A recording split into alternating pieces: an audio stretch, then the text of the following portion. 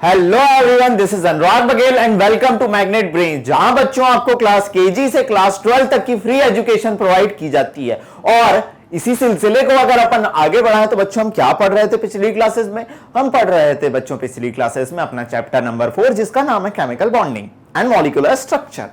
Chemical bonding और molecular structure से बच्चों बहुत क्वेश्चन आता है अपने कंपटीशन लेवल पे, स्कूल लेवल, इसका वेटेज बहुत ज्यादा है। ठीक है, और हमने पिछली क्लास में क्या बात करी? हमने पिछली क्लास में हम बात करने की कोशिश कर रहे थे कि जो कोवेलेंट मॉलिक्यूल है, हमने अलग अलग अभी तो देख लिया कोवेलेंट बॉन्ड के बारे में, कैसे देखा भैया उनका लुईस डॉट स्ट्रक्चर, फिर वैलेंस बॉन्ड थ्योरी, फिर हमने देखी molecular orbital theory. Molecular orbital theory की बढ़िया खासियत थी कि मॉलिक्यूलर ऑर्बिटल थ्योरी अपनी किसके बारे में बता देती थी? मैग्नेटिक प्रॉपर्टी ऑफ मॉलिक्यूल के बारे में, लेकिन अभी शेप के बारे में पता नहीं था। तो पिछली क्लास में मैंने आपको जो बताया, सबसे पहले आप पिछली क्लास में जाइए और VSEPR थ्योरी का लेक्चर देखिए, तभी इस लेक्चर में मजा आने वाला है। VSEPR थ्योरी हमें क्या कहती है कि भैया अगर आपको कोवेलेंट मॉलिक्यूल का शेप डिफाइन करना है,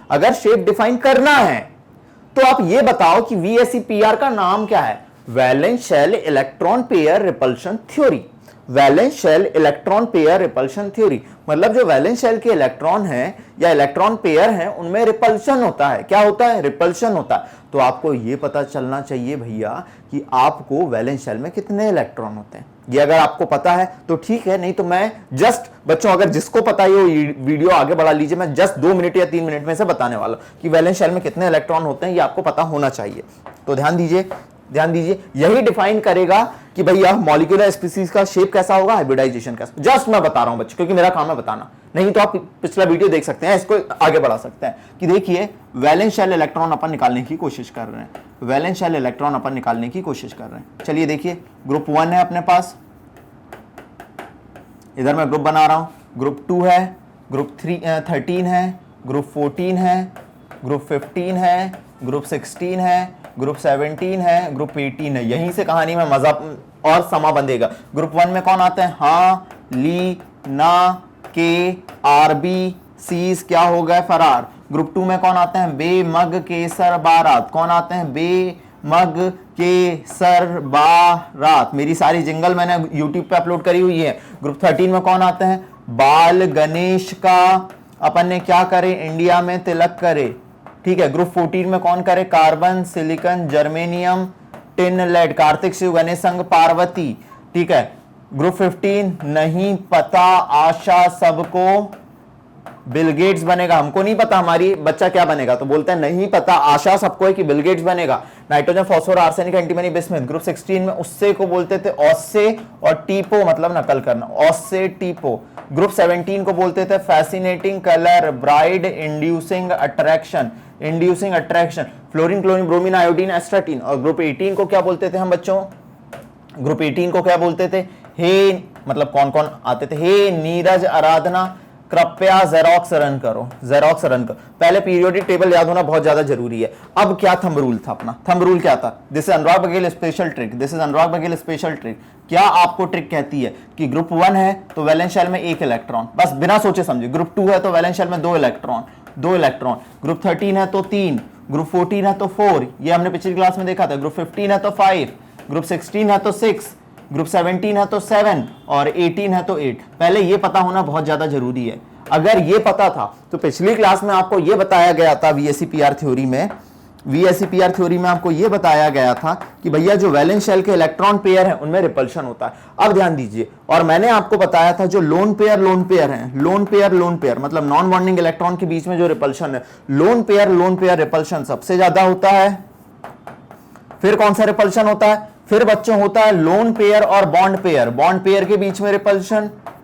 क्या होते हैं ये मैंने सारी कहानी बताई है। और लास्ट में होता है किसके बीच में? बॉन्ड पेयर के बीच में रिपल्शन। और इस वजह से बच्चों, मॉलिक्यूल ऐसी ज्योमेट्री गेन करता है जिसमें वो मिनिमम रिपल्शन फील कर सके। ठीक है। और हमने बताया था, अगर रिपल्शन आपने बात कर ली, ठीक है, तो इतनी कहानी को अपन ने पिछली क्लास में डिस्कस कर लिया था। ठीक है। आज की कहानी को शुरू करते हैं। आई होप इतना आपको क्लियर होगा। अगर नहीं है पिछली क्लास का क्लियर, तो इससे पहले लिख लीजिए। और हमने बताया था कि सुनिए, अगर कोई लोन पेयर नहीं है सेंट्रल एटम पे, no lone pair on central atom. Central atom बच्चों वो होता है जो नंबर कम होता है, जिसका नंबर कम होता है। और अगर कोई लोन पेयर नहीं है सेंट्रल एटम पे तो हमारी रेगुलर ज्योमेट्री देखने मिलेगी। क्या होती है रेगुलर ज्योमेट्री? ये हमें हाइब्रिडाइजेशन बताएगा, हमें रेगुलर ज्योमेट्री देखने मिलेगी। और अगर लोन पेयर आ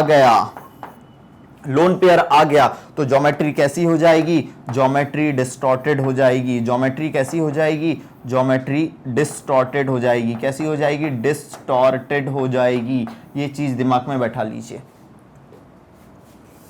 अब कहानी में मजे आएंगे तो थोड़ा जल्दी कराया हमने, क्योंकि पिछली क्लास का है, ये पिछली क्लास का है। इन पोस्टुलेट्स का यूज करके ही हम हाइब्रिडाइजेशन को आगे बढ़ाएंगे। चलिए शुरू करते हैं हाइब्रिडाइजेशन। तो निकालिए अपनी कॉपी, निकालिए अपना पेन और इस कहानी को, इस मोह को, इस माया को, इस मायावी दुनिया में आगे बढ़ाएं मेरे बच्चों। चलो शुरू करते हैं हाइब्रिडाइजेशन। पहले तो ये जानो व्हाट इज हाइब्रिडाइजेशन। हाँ जी, हाइब्रिडाइजेशन क्या है? तुम हो, तुम बच्चे नन्हे मन्ने बच्चे तेरी मुट्ठी में। तुम बच्चे आए कहां से? अब वाली कहानी सुनाऊं कि एक चिड़िया आई, ठीक है, एक चिड़िया आई, उठा के बच्चे को और तुम्हारी मम्मी के गोद में रख के चली गई। ऐसा तो होता नहीं। क्या होता है, अगर जेनेटिकल लेवल पे जाएं तो आप हाइब्रिड हो। मम्मी के जीन, पापा के जीन, दोनों के डीएनए में जीन है, उनका हाइब्रिड आप हो। मतलब मम्मी और पापा के जीन का मिक्सचर हो आप, तो आप मम्मी और पापा के हाइब्रिड हुए ना। ऐसे ही हाइब्रिडाइजेशन क्या है? हाइब्रिडाइजेशन का मतलब क्या है? हाइब्रिडाइजेशन का मतलब है मिक्सिंग। सर किसका मिक्सिंग? हम किसकी मिक्सिंग की बात कर रहे हैं? हम किसकी मिक्सिंग की बात करने जा रहे हैं यहां बच्चों? जब मॉलिक्यूल बनता है तो एटम इन्वॉल्व होते हैं। जब मॉलिक्यूल बन रहा है तो एटम इन्वॉल्व होते हैं। एटम कंबाइन होकर जब मॉलिक्यूल बनाते हैं, बिल्कुल सर, एमओटी अपन देख चुके हैं, ठीक है। तो बच्चों mixing of orbital, not mixing of electron, the mixing of orbital is called hybridization. सबसे पहले जान लो हाइब्रिडाइजेशन क्या है।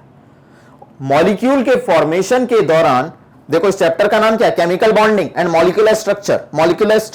मॉलिक्यूल के फॉर्मेशन के दौरान जब एटॉमिक ऑर्बिटल कंबाइन होते हैं, ठीक है, या मिक्स होते हैं, तो मिक्सिंग ऑफ ऑर्बिटल को नाम दिया जाता है क्या बच्चों? हाइब्रिडाइजेशन। क्लियर है? कहानी को आगे बढ़ाते हैं, ध्यान दीजिएगा। What is hybridisation? तो hybridisation is nothing but it is a mixing of atomic orbital of atom in polyvalent molecule. ठीक है सर, इस वर्ड को याद रख लेना। It is what? It is the mixing of atomic orbital. Now अब मैं बात करूं कि हाइब्रिडाइजेशन के दौरान किन ऑर्बिटल की मिक्सिंग होती है। सर क्या सारे ऑर्बिटल मिक्स हो जाते हैं? सुनना बच्चों,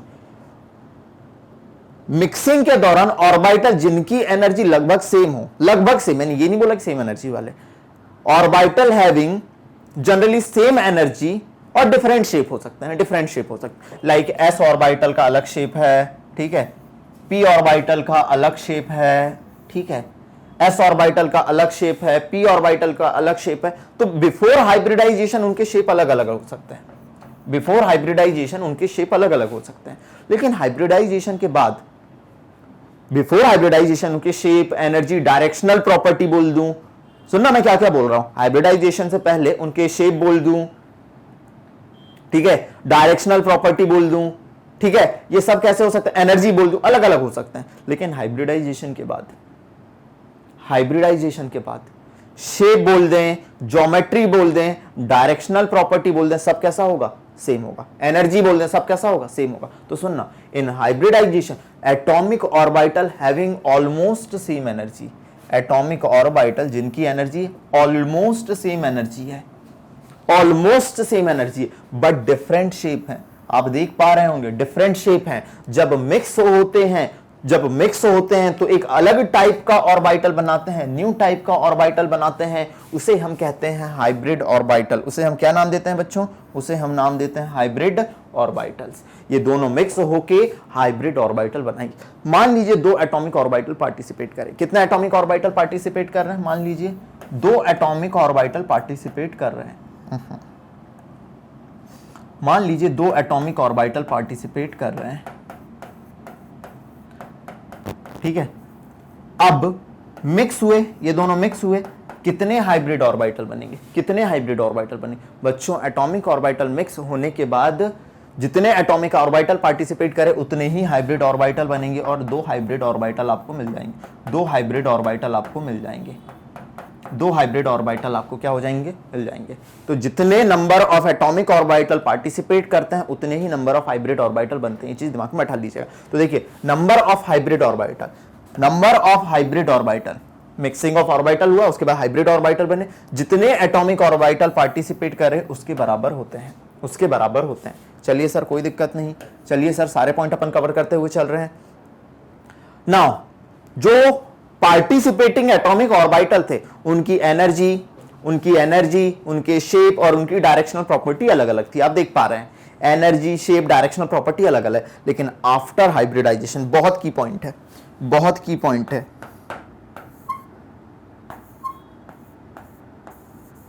ठीक है, बहुत की पॉइंट है कि the hybrid orbitals are identical in, लेकिन जो हाइब्रिड ऑर्बिटल बने वो आइडेंटिकल होते हैं शेप में, शेप उनका आइडेंटिकल है।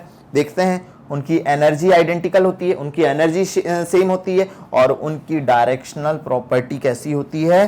सेम होती है। उनकी डायरेक्शनल प्रॉपर्टी कैसी होती है? सेम होती है। क्या हम इसे समझने की कोशिश करें?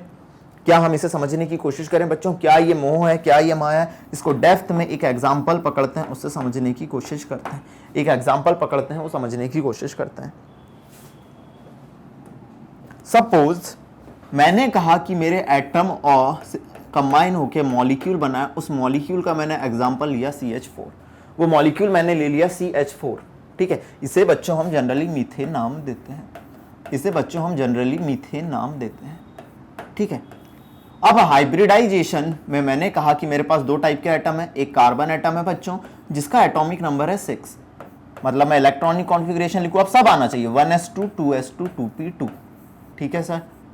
चलो, वैलेंस शेल के इलेक्ट्रॉन देखो, ये मैंने बनाया वैलेंस शेल के इलेक्ट्रॉन और उनके ऑर्बिटल, ये ऑर्बिटल है, ठीक है। ये 2 इलेक्ट्रॉन, ठीक है, और ये मैंने बनाए 2 इलेक्ट्रॉन इसके, ठीक है। अब ये कार्बन एटम है। अब मेरे पास 4 हाइड्रोजन एटम है, 4 hydrogen atom, hydrogen atomic number 1, electronic configuration 1s1, ये एक हाइड्रोजन एटम, ठीक है सर। हाइड्रोजन है 1s1, ये एक हाइड्रोजन एटम सर, बिल्कुल सर। ये हाइड्रोजन है, atomic number 1, electronic configuration 1s1 sir, ये एक एटॉमिक ऑर्बिटल, बिल्कुल सर। सर ये मेरे पास हाइड्रोजन एटम है, इलेक्ट्रॉनिक कॉन्फ़िगरेशन 1s1, ये एक हाइड्रोजन से। अब ये एटम कंबाइन होंगे और क्या बनाएंगे? मॉलिक्यूल बनाएंगे। ये एटम कंबाइन होंगे और मॉलिक्यूल बनाएंगे। अब बच्चों, आपको 4 हाइड्रोजन एटम जोड़ना है, लेकिन यहां तो पेयर्ड इलेक्ट्रॉन है, पेयर्ड इलेक्ट्रॉन है। तो भैया हाइब्रिडाइजेशन जब होगा कभी भी, ये देखिए अब तो ये पेयर्ड इलेक्ट्रॉन है, तो सबसे पहले तो इनको अनपेयर्ड करना पड़ेगा। सबसे पहले अगर 4 अनपेयर्ड इलेक्ट्रॉन को इनसे बॉन्डिंग करनी है तो इनको अनपेयर्ड करना पड़ेगा। चलिए सर, करा हमने सर। तो ये तो ग्राउंड स्टेट इलेक्ट्रॉनिक कॉन्फ़िगरेशन था। अब ये चला जाएगा एक्साइटेड स्टेट में। एक इलेक्ट्रॉन जा रहा है मतलब एक्साइटेड स्टेट, समझिएगा, एक इलेक्ट्रॉन जा रहा है मतलब एक्साइटेड स्टेट, और ये इलेक्ट्रॉन आ गया यहाँ। This is called first excited state, this is called first excited state. मतलब सर हाइब्रिडाइजेशन ग्राउंड स्टेट में भी हो सकता है, यस, और एक्साइटेड स्टेट में भी हो सकता है। अब 4 अनपेयर्ड इलेक्ट्रॉन, 4 अनपेयर्ड इलेक्ट्रॉन। अब बच्चों सुनना, अब मैंने कहा कि भैया जो s ऑर्बिटल है, p ऑर्बिटल है, ये देखिए ये s ऑर्बिटल है, ये p, मान लीजिए ये px है, ये px है, मान लीजिए ये py है, ये py है, और ये मान लीजिए pz है, ये pz है, ठीक है। अब इनमें 4 हाइड्रोजन आ जाएंगे। पहले आप देख पा रहे होंगे कि इनकी एनर्जी की बात करूं मैं, ठीक है, पहले हाइब्रिडाइजेशन से पहले ये जो एटॉमिक ऑर्बिटल, इनकी एनर्जी की बात करूं मैं, ठीक है, इनकी डायरेक्शनल प्रॉपर्टी की बात करूं मैं, ये देखिए s नॉन डायरेक्शनल होता है, ये px, ये py, pz 3 अलग अलग डायरेक्शन में। इनकी एनर्जी, इनकी डायरेक्शनल प्रॉपर्टी, इनकी डायरेक्शनल प्रॉपर्टी, ठीक है, इनकी बात करूं मैं, एनर्जी डायरेक्शनल प्रॉपर्टी की बात करूं तो बिफोर हाइब्रिडाइजेशन अलग अलग है, लेकिन और शेप की बात करूं, शेप इनके अलग अलग है। लेकिन आफ्टर हाइब्रिडाइजेशन अगर मान लीजिए 4 एटॉमिक ऑर्बिटल पार्टिसिपेट करे, 4 एटॉमिक ऑर्बिटल पार्टिसिपेट करे, 4 एटॉमिक ऑर्बिटल पार्टिसिपेट करे, तो कितने हाइब्रिड ऑर्बिटल बनेंगे? 4 ही आपके हाइब्रिड ऑर्बिटल बनेंगे, 4 ही आपके हाइब्रिड ऑर्बिटल बनेंगे, ऑर्बिटल बनेंगे और आफ्टर हाइब्रिडाइजेशन उनके शेप, आफ्टर हाइब्रिडाइजेशन उनके शेप देखना, आफ्टर हाइब्रिडाइजेशन उनके शेप पहले तो डिफरेंट थी, ये सब डिफरेंट था, लेकिन आफ्टर हाइब्रिडाइजेशन उनके शेप, उनकी डायरेक्शनल प्रॉपर्टी,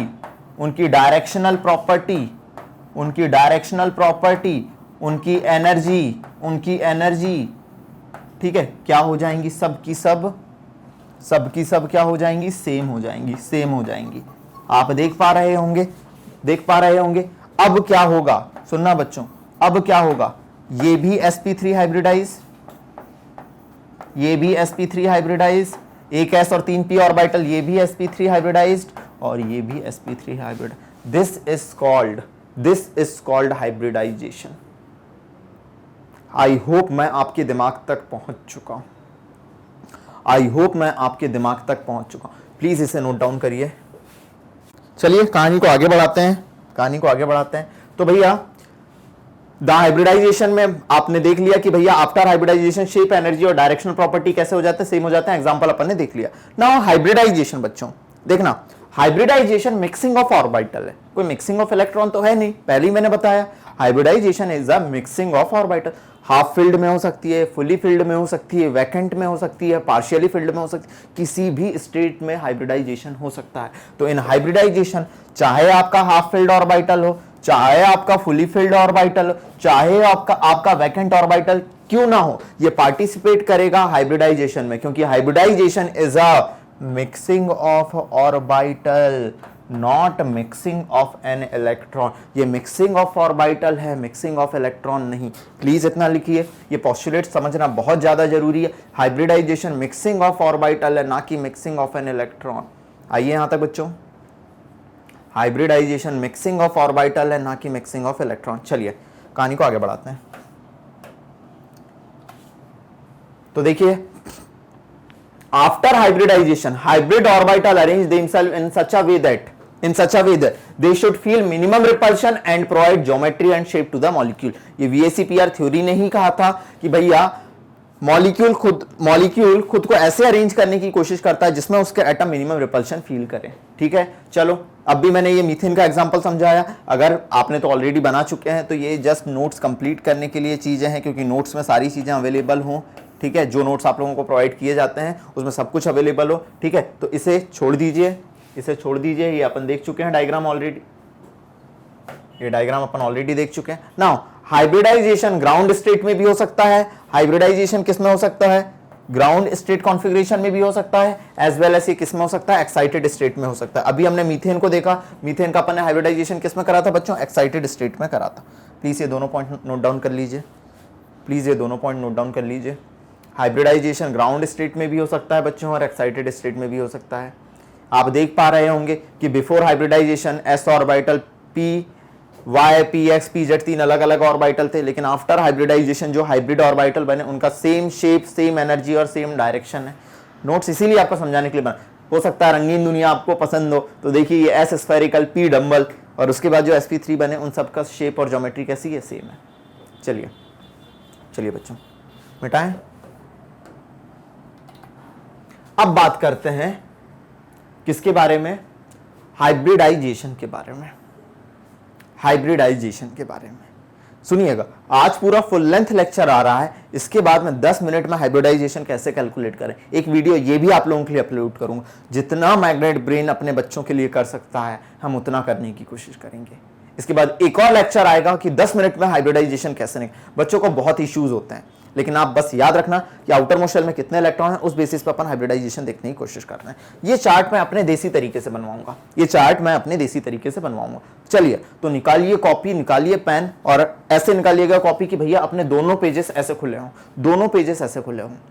क्लियर है? दोनों पेजेस ऐसे खुले हों और उसमें प्रॉपर चार्ट बनाते हुए इस चार्ट को बनाइएगा। ठीक है, चलिए शुरू करते हैं। अलग अलग कॉलम बनाएंगे, पहले मैं भी देख लूं कितने कॉलम बनाना है। 1 2 3 4 5 6 7 कॉलम बनाना है। एक साइड लिखिए पार्टिसिपेटिंग ऑर्बिटल्स, थोड़ा टाइम लगेगा लेकिन याद हो जाएंगे। पार्टिसिपेटिंग ऑर्बिटल्स, एक साइड लिखिए पार्टिसिपेटिंग ऑर्बिटल्स।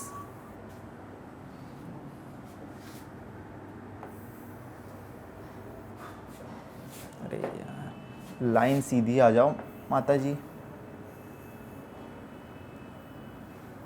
ठीक है, दूसरे कॉलम में क्या लिखना है, कितने हाइब्रिड ऑर्बिटल, जितने एटॉमिक ऑर्बिटल पार्टिसिपेट करेंगे उतने ही अपने क्या बनेंगे बच्चों, हाइब्रिड ऑर्बिटल बनेंगे, उतने ही अपने क्या बनेंगे, हाइब्रिड ऑर्बिटल बनेंगे। ठीक है, चलो उसके बाद अपन चेक करेंगे कि भैया अगर ये हो गया है तो इसमें हाइब्रिडाइजेशन कौन सा है। उसके बाद अपन चेक करेंगे कि ये हो गया है तो इसमें हाइब्रिडाइजेशन कौन सा है। ठीक है बच्चों, हम चेक करेंगे कि इसमें हाइब्रिडाइजेशन कौन सा है। अगर हमने फिर हाइब्रिडाइजेशन चेक कर लिया तो उसके बाद हम चेक करेंगे कि इसकी ज्योमेट्री कैसी है। और ये इस चार्ट में हम जिस भी ज्योमेट्री के बारे में डिस्कस करने जा रहे हैं, इस चार्ट में हम जिस भी ज्योमेट्री के बारे में डिस्कस करने जा रहे हैं, उसका मतलब है वो ज्योमेट्री हमारी कैसी होगी, यहाँ पे रेगुलर ज्योमेट्री होगी। कैसी ज्योमेट्री होगी, रेगुलर ज्योमेट्री होगी। What is the meaning of regular geometry, कि सर कोई भी लोन पेयर नहीं है सेंट्रल एटम पे। रेगुलर ज्योमेट्री का मतलब क्या है, रेगुलर ज्योमेट्री का मतलब क्या है, चलो इस चार्ट को तो वैसे ही थोड़ा मतलब इस खंड को तो वैसे ही थोड़ा बड़ा बनाना है। रेगुलर ज्योमेट्री का मतलब क्या है, रेगुलर ज्योमेट्री का मतलब है sir no lone pair in central atom, no lone pair in central atom, no lone pair, LP मतलब lone pair, in central atom, central atom में कोई भी लोन पेयर नहीं होगा। चलिए अगली कहानी की बात करें, फिर हम बात करेंगे किसके बारे में, एग्जाम्पल कौन सा है हाइब्रिडाइजेशन में, हम बात करेंगे एग्जाम्पल। ठीक है, एग्जाम्पल के बारे में बात करेंगे। ठीक है, इसके बाद हम इनमें बात करेंगे कि भैया दो एटम के बीच में बॉन्ड एंगल कितना है, बॉन्ड एंगल कितना है। ठीक है, एंड लास्ट में बात करेंगे, अगर बॉन्ड एंगल हमने देख लिया तो हम लास्ट में बात करेंगे किसके बारे में, लास्ट में बात करेंगे कि कोई ऑर्बिटल है उसमें परसेंटेज कितना है ऑर्बिटल का, ऑर्बिटल का परसेंटेज कितना है, परसेंटेज ऑफ ऑर्बिटल कितना है। चलिए शुरू करते हैं। मान लीजिए एक एस ऑर्बिटल, देखना बच्चों बहुत ध्यान से, और एक पी ऑर्बिटल पार्टिसिपेट करा, दो एटॉमिक ऑर्बिटल पार्टिसिपेट करे, एक एस है और एक पी है। तो भैया हाइब्रिड ऑर्बिटल कौन सा बना, एस पी, सॉरी, तो नंबर ऑफ हाइब्रिड ऑर्बिटल कितने होंगे, दो, नंबर ऑफ हाइब्रिड ऑर्बिटल, दो एटॉमिक ऑर्बिटल, दो हाइब्रिड ऑर्बिटल, हाइब्रिडाइजेशन कौन सा हुआ, एस पी। ठीक है, कभी भी एसपी हाइब्रिडाइजेशन आएगा विथ रेगुलर ज्योमेट्री, मतलब कोई लोन पेयर ना हो, तो ज्योमेट्री कैसी होती है बच्चों अपनी, लीनियर। कैसी होती है, लीनियर। कैसी होती है, लीनियर ज्योमेट्री होती है। ठीक है, लीनियर ज्योमेट्री का मतलब क्या है, लीनियर ज्योमेट्री का मतलब है कि ये देखिए, मान लीजिए ये सेंट्रल एटम है, सपोज मान लीजिए ये सेंट्रल एटम है। ठीक है, ये एक एटम जुड़ा होगा, ये एक एटम जुड़ा होगा। ठीक है, ये दो एटम जुड़े होंगे, ये दो एटम जुड़े हैं सेंट्रल एटम से, ये दो एटम जुड़े हैं, ये आती है लीनियर ज्योमेट्री। ये कैसी कहलाती है अपनी, लीनियर ज्योमेट्री कहलाती है। ठीक है सर, ठीक है सर। ना इसका एग्जाम्पल क्या है, परफेक्ट एग्जाम्पल, इसका परफेक्ट एग्जाम्पल है BeCl2। अगर मैं बोलूं Be, ये देखिए Be, तो ये Cl, ये Cl और ये Cl। अब देखो क्यों याद कराया था मैंने क्लास की शुरुआत में, बेरिलियम के आउटर मोस्ट शेल में कितने इलेक्ट्रॉन, जल्दी बताइए, बेरिलियम कौन से ग्रुप का मेंबर है, ग्रुप 2 का, बेमग केसर 12, बेरिलियम के आउटर मोस्ट शेल में कितने इलेक्ट्रॉन, दो इलेक्ट्रॉन, इसके दो इलेक्ट्रॉन, देखिए ये एक इलेक्ट्रॉन आउटर मोस्ट शेल में, ये दूसरा इलेक्ट्रॉन, इसने बॉन्ड बनाया, इसने बॉन्ड बनाया। देखिए ये बहुत ज्यादा जरूरी है कि आउटर मोस्ट शेल में कितने इलेक्ट्रॉन, आउटर मोस्ट शेल में दो दो इलेक्ट्रॉन है। ठीक है सर, इसका BeCl। अब अगर हम बात करें कि बॉन्ड एंगल, कुछ बताने की जरूरत नहीं है, बॉन्ड एंगल आपको कितना दिख रहा है, बॉन्ड एंगल आपको कितना दिख रहा है, ये देखिए अगर मैं इस बॉन्ड एंगल को नापने की कोशिश करूं, इस बॉन्ड एंगल को नापने की कोशिश करूं, तो बॉन्ड एंगल इज 180 डिग्री। कितना बॉन्ड एंगल है बच्चों, 180 डिग्री। कितना बॉन्ड एंगल है, 180 डिग्री। अब percentage of orbital, percentage S character देखें अपन, तो भैया एस एक है और टोटल ऑर्बिटल कितने हैं, दो हैं। टोटल ऑर्बिटल कितने हैं, दो हैं। एस एक है, टोटल ऑर्बिटल दो हैं, इंटू 100 कितना आया, 50%। ऐसे ही मैं बात करूं परसेंटेज पी की, P सर कितना है, P भी 1 है, टोटल ऑर्बिटल कितना है 2 इंटू 100 कितना आ गया 50%, कितना आ गया 50%। ठीक है सर, ये पूरी मोहमाया हो गई, ये पूरी मोहमाया हो गई, प्लीज नोट डाउन करते हुए चलना।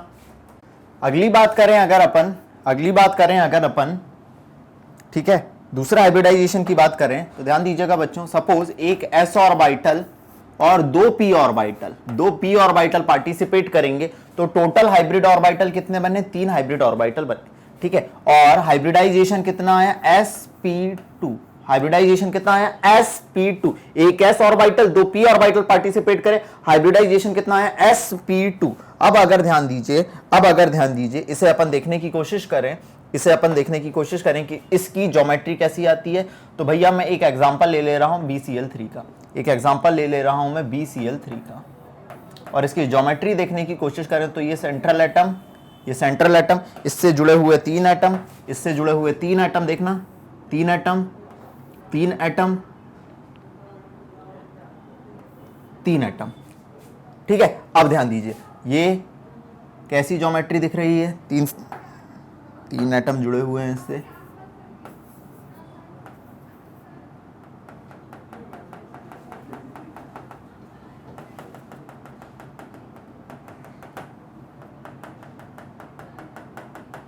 देखिए ज्योमेट्री आई कैसी, ट्राइगोनल और प्लेनर। ज्योमेट्री कैसी आई, ट्राइगोनल प्लेनर।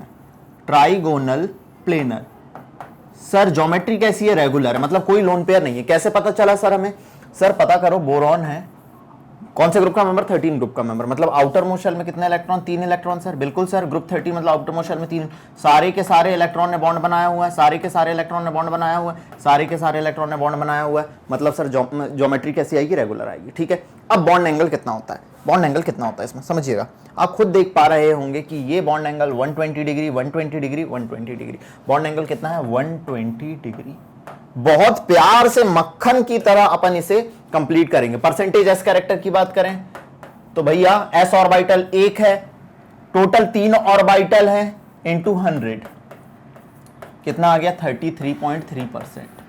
परसेंटेज पी की बात करें हम, पी ऑर्बिटल के परसेंटेज की, पी ऑर्बिटल 2 है, ऐसे टोटल 3 ऑर्बिटल है इंटू 100 कितना आ गया 66.6%, 66.6%। ठीक है सर, कोई दिक्कत नहीं। अगर इसी को अपन इधर देखने की कोशिश करें, देखिए एसपी, देखिए लीनियर ज्योमेट्री, ये देखो ट्राइगोनल प्लेनर ज्योमेट्री, उनने BF3 का एग्जांपल लिया, हमने BCl3 का एग्जांपल ले लिया, कोई फर्क नहीं पड़ता। ठीक है, चलो अब बात करते हैं अपन अगली कहानी की, कि अगर मैंने बच्चों मेरे तरीके से ही पढ़ना, जिस तरीके से मैं बनवा रहा हूं इसी चार्ट को बनाना, एक चार्ट में पूरी कहानी खत्म कर देंगे।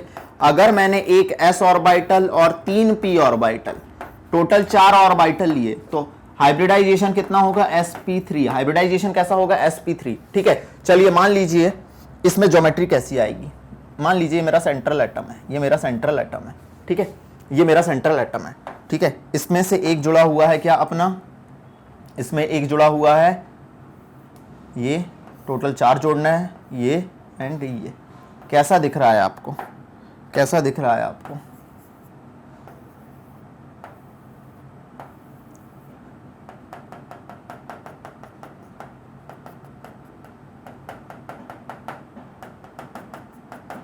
ठीक है, कैसा दिख रहा है आपको, आपको दिख रहा है tetrahedral. This is regular geometry, regular, अभी कोई लोन पेयर ना हो तो sp3 में हमेशा कैसी देखने मिलती है, टेट्राहेड्रल। और टेट्राहेड्रल एक प्लेन पे नहीं होता है, टेट्राहेड्रल एक प्लेन पे नहीं होता है। ठीक है बच्चों, अभी समझाते हैं टेट्राहेड्रल कैसा होता है। ठीक है, चलो ध्यान दीजिएगा, CH, इसका परफेक्ट एग्जांपल मैं ले रहा हूं, CH4।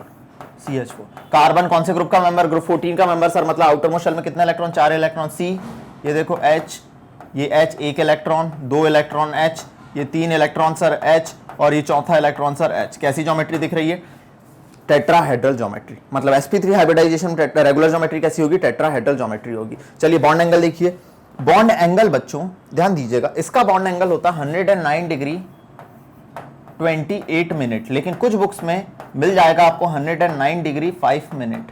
ठीक है, चलो कोई बात नहीं, लेकिन हम क्या याद रखेंगे, 109 डिग्री 28 मिनट। चलिए बात करते हैं परसेंटेज कैरेक्टर की। तो भैया बात करें परसेंटेज एस कैरेक्टर कितना है, 1 एक एस है, टोटल 4 ऑर्बिटल इंटू 100। ठीक है, कितना आ गया 25%।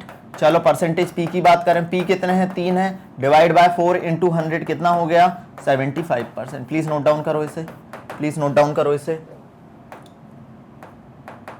प्लीज नोट डाउन करो इसे। चलिए अगले उसकी बात करें बच्चों, अगर एक s ऑर्बिटल 3 p ऑर्बिटल और एक d ऑर्बिटल पार्टिसिपेट कर दें, कौन सा d ऑर्बिटल हमें नहीं पता, ठीक है, टोटल 5 एटॉमिक ऑर्बिटल बनेंगे और हाइब्रिडाइजेशन कितना होगा sp3d। हाइब्रिडाइजेशन कौन सा होगा sp3d। चलो शुरुआत करते हैं sp3d हाइब्रिडाइजेशन की मोहमाया को समझते हैं। देखना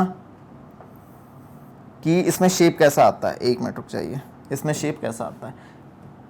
इसके शेप को अगर अपने को देखना है तो समझिए, इसका शेप आता है, ये सेंट्रल एटम मान लीजिए, this is trigonal, this is trigonal planar, ठीक है, समझना बच्चों, एंड दिस इज सपोज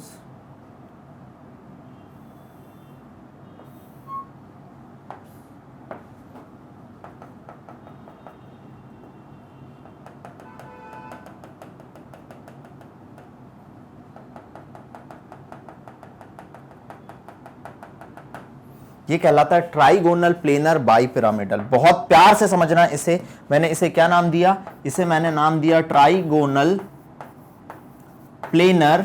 ये देखिए ये एक प्लेन पे है और बाई पिरामिडल, बाई पिरामिडल, इसका शेप कैसा आया ट्राइगोनल प्लेनर बाई पिरामिडल। बच्चों अगर इसे मैं आपको समझाने की कोशिश करूं, अगर बच्चों इसे मैं आपको समझाने की कोशिश करूं तो समझिएगा, दिस इज माय ट्राइगोनल, मान लीजिए ये मेरा ट्राइगन है, देख पा रहे हैं आप, देख पा रहे हैं आप, दिस इज ट्राइगोनल प्लेनर। एक पिरामिड ऊपर, सुनना, एक पिरामिड ऊपर और एक पिरामिड नीचे, एक पिरामिड नीचे। अब मैं इंसान हूं बच्चों, जितना एक हाथ में आ सकता है उतना समझा रहा। This is actually trigonal pyramidal, trigonal bi pyramidal looks like, this is how trigonal bi pyramidal looks like.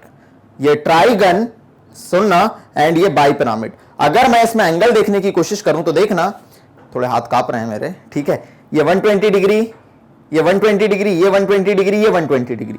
अब ध्यान देना एंगल अलग अलग है, 120 डिग्री के 3।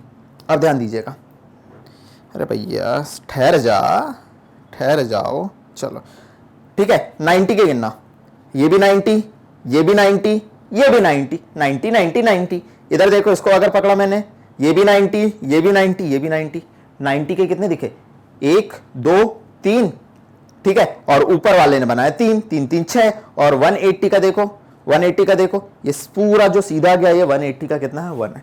अब इस कहानी को अगर मैं लिखूं बच्चों, मैं समझा इसीलिए रहा हूं क्योंकि 3 डायमेंशनल समझा पाना बहुत मुश्किल होता है। तो देखिएगा, आप देखना कि भैया हमने देखा कि इसमें 120 डिग्री के, ये देखिए ये 120, ये 120, ये 120, 120 के कितने थे 3 थे। 90 के देखो, अब देखने से पता ही नहीं चलता, ये 90 दिख रहा है आपको, नहीं, ये ऐसा है, ये भी 90, ये भी 90, ये भी 90, और वो पीछे वाला पीछे है। 90 के कितने हैं 6, 90 के 6, और 180 डिग्री, ये जो सीधे ऊपर से नीचे तक आया 180 डिग्री का कितना आया 1 आया, ठीक है सर। अब ध्यान दें कि इस चीज को मैं और थोड़ा डेप्थ में समझा रहा हूं, इस trigonal bi pyramidal, trigonal planar bi pyramidal को मैं और थोड़ा डेप्थ में ले जा रहा हूं। देखना नेक्स्ट पेज पे जा रहा हूं मैं,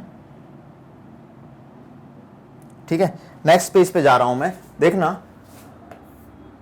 क्वेश्चन उठते हैं इससे, trigonal planar bi pyramidal geometry क्या है। रेगुलर ज्योमेट्री है, समझना क्या है ये, ठीक है। देखिए आपने देखा कि ये सेंट्रल एटम था सर, ये सेंट्रल एटम था सर, इससे एक एटम ऐसा जुड़ा था सर, इससे एक एटम ऐसा जुड़ा था सर, और इससे एक एटम ऐसा जुड़ा था सर। आपका ये बन गया ट्राइगन। ये क्या बन गया बच्चों, ये रुक जाइए, प्रॉपर नहीं आया है, ये प्रॉपर नहीं आया है,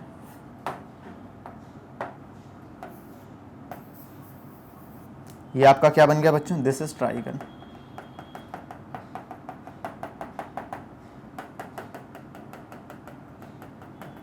दिस इज ट्राइगन, ठीक है, दिस इज ट्राइगोनल। अब बाई पिरामिडल समझना, ये थे आपके इक्वेटोरियल बॉन्ड, इक्वेटोरियल बॉन्ड। अब मैं कहूं कि ये जो इक्वेटोरियल बॉन्ड है, जिनको ब्लैक कलर से बनाया, ये जो मैंने ब्लैक कलर से बनाया, ये कहला रहे हैं मेरे क्या, इक्वेटोरियल बॉन्ड। क्या कहला रहे हैं मेरे, इक्वेटोरियल बॉन्ड। सुनना, और तीनों इक्वेटोरियल बॉन्ड बराबर हैं। इक्वेटोरियल बॉन्ड कितने हैं, 3 हैं, 3 हैं।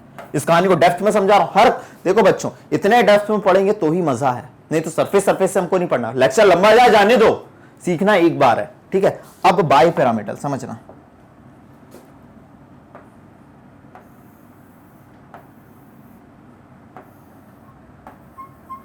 ये है मेरे 2 एक्सियल बॉन्ड और ये दोनों बराबर होते हैं। ये जो ब्लू कलर से बना रहा हूं मैं, या पर्पल कलर, इन्हें मैं नाम दे रहा हूं क्या, एक्सियल बॉन्ड। एक्सियल बॉन्ड कितने हैं, 2 हैं। एक्सियल बॉन्ड कितने हैं, 2 हैं। और मैं हमेशा कहूंगा कि एक्सियल बॉन्ड की बॉन्ड लेंथ, एक्सियल बॉन्ड की बॉन्ड लेंथ, अगर मैं बात करूं दोनों की बॉन्ड लेंथ की, दोनों की बॉन्ड लेंथ की बात करूं, दोनों की बॉन्ड लेंथ की बात करूं, तो एक्सियल बॉन्ड की बॉन्ड लेंथ ज्यादा होती है किसकी तुलना में, इक्वेटोरियल बॉन्ड की तुलना में, इक्वेटोरियल बॉन्ड की तुलना में। और अगर बॉन्ड लेंथ ज्यादा है बच्चों इनकी, अगर बॉन्ड लेंथ ज्यादा है तो मेरी बात सुनना, अगर बॉन्ड लेंथ ज्यादा है तो हमने पिछली क्लास में बॉन्ड ऑर्डर के टाइम पढ़ा था कि बॉन्ड लेंथ ज्यादा है तो बॉन्ड एनर्जी, दोनों एक दूसरे के इन्वर्सली प्रोपोर्शनल होते हैं। अगर इनकी बॉन्ड लेंथ ज्यादा है तो इनकी बॉन्ड एनर्जी कैसी होगी, कम होगी। और अगर बॉन्ड एनर्जी कम आई तो ये बॉन्ड आसानी से टूट जाएगा। आपसे क्वेश्चन पूछा जाता है कि भैया ये किसमें देखने मिलता है, ये किसमें देखने मिलता है, ये वाली ज्योमेट्री ये देखने मिलती है PCl5 में।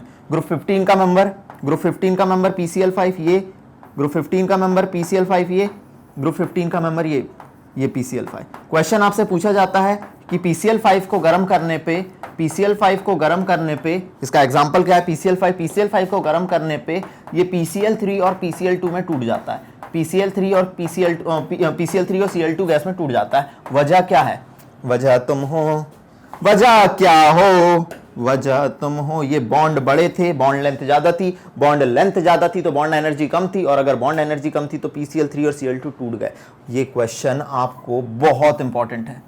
वजह क्या है, वजह तुम हो, ये देखो प्लीज नोट डाउन करिए। आइए किसी एक पेज के बाद एक और पेज पे आना और उसमें ऐसा लिखना, कनेक्टिंग कॉन्सेप्ट करके, कनेक्टिंग कॉन्सेप्ट करके। अपन भैया हर जगह आपका कॉन्सेप्ट कनेक्ट करेगा।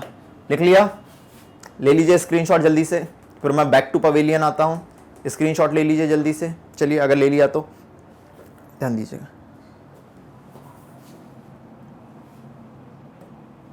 अब बात करते हैं sp3d हाइब्रिडाइजेशन। अब भी मैंने बताया इसका एग्जांपल क्या है, PCl5 है इसका एग्जांपल सर, PCl5 का एग्जांपल सर, वही देखिए P बीच में था, ये Cl था, ये Cl था और ये Cl था सर, और ये इधर बड़ा Cl आया, ये बड़ा Cl आया, ठीक है सर, बिल्कुल। बॉन्ड एंगल देख लिए। अब परसेंटेज अपने को देखना है, देख लेते हैं परसेंटेज भी। अगर अपने को परसेंटेज देखना है तो ध्यान दीजिएगा, परसेंटेज S का देखेंगे तो S कितना है, 1 divide by total 5 orbital into 100, कितना हो गया 100/5 मतलब 20%। परसेंटेज P का देखना है सर, तो P में टोटल 3 P ऑर्बिटल थे, 3 P ऑर्बिटल थे, टोटल 5 थे इंटू 100, कितना हो गया सर ये अपना 60%, कितना हो गया 60%। अगर हम परसेंटेज D की बात करें, D 1 है, ऐसे टोटल 5 ऑर्बिटल है इंटू 100, ये भी कितने परसेंट आ गया, 20% आ गया। दिस इज कहानी। अभी तक हम sp3d तक आ चुके हैं, sp3d तक आ चुके हैं। फिर मुझे अगला चार्ट बनाना पड़ेगा, फिर मुझे अगला चार्ट बनाना पड़ेगा। जल्दी आइए बच्चों यहाँ तक, जल्दी आइए। ले लिया स्क्रीनशॉट, ले लिया, 1 2 3, बज गई बीन, बज गई क्या बीन। चलो अगर ले लिया तो आगे बढ़ाता हूं कहानी को, ध्यान दीजिएगा। वही 6 कॉलम बनाता हूं, फिर से 6 कॉलम बनाता हूं, 1 2, ठीक है,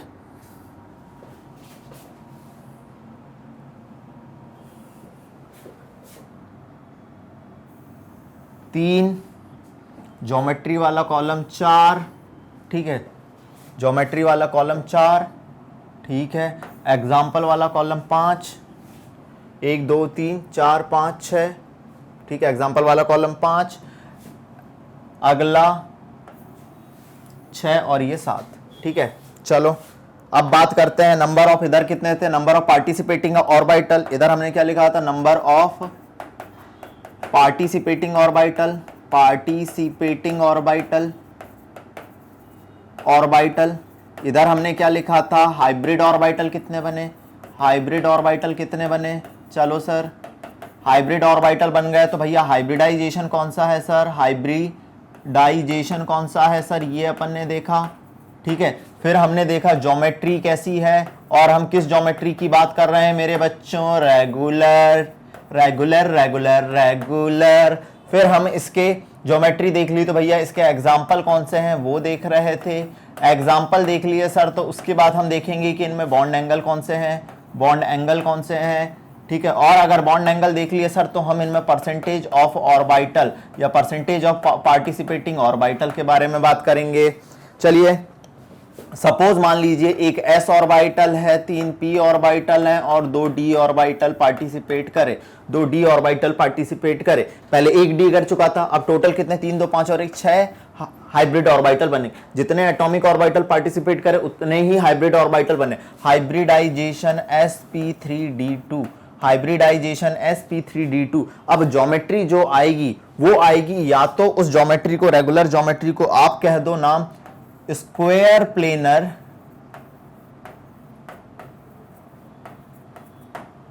बाई पिरामिडल,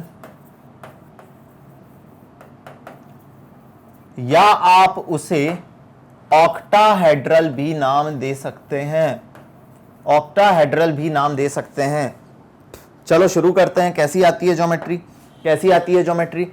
मान लीजिए ये सेंट्रल एटम है, मान लीजिए ये सेंट्रल एटम है। ठीक है, ये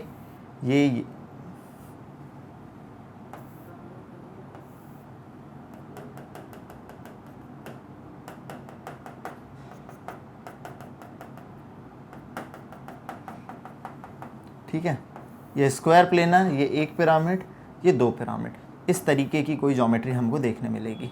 अब इसको अगर मैं अपने तरीके से, अपने देसी तरीके से समझाऊं, अगर इसे मैं अपने देसी तरीके से समझाऊं तो समझना बच्चों।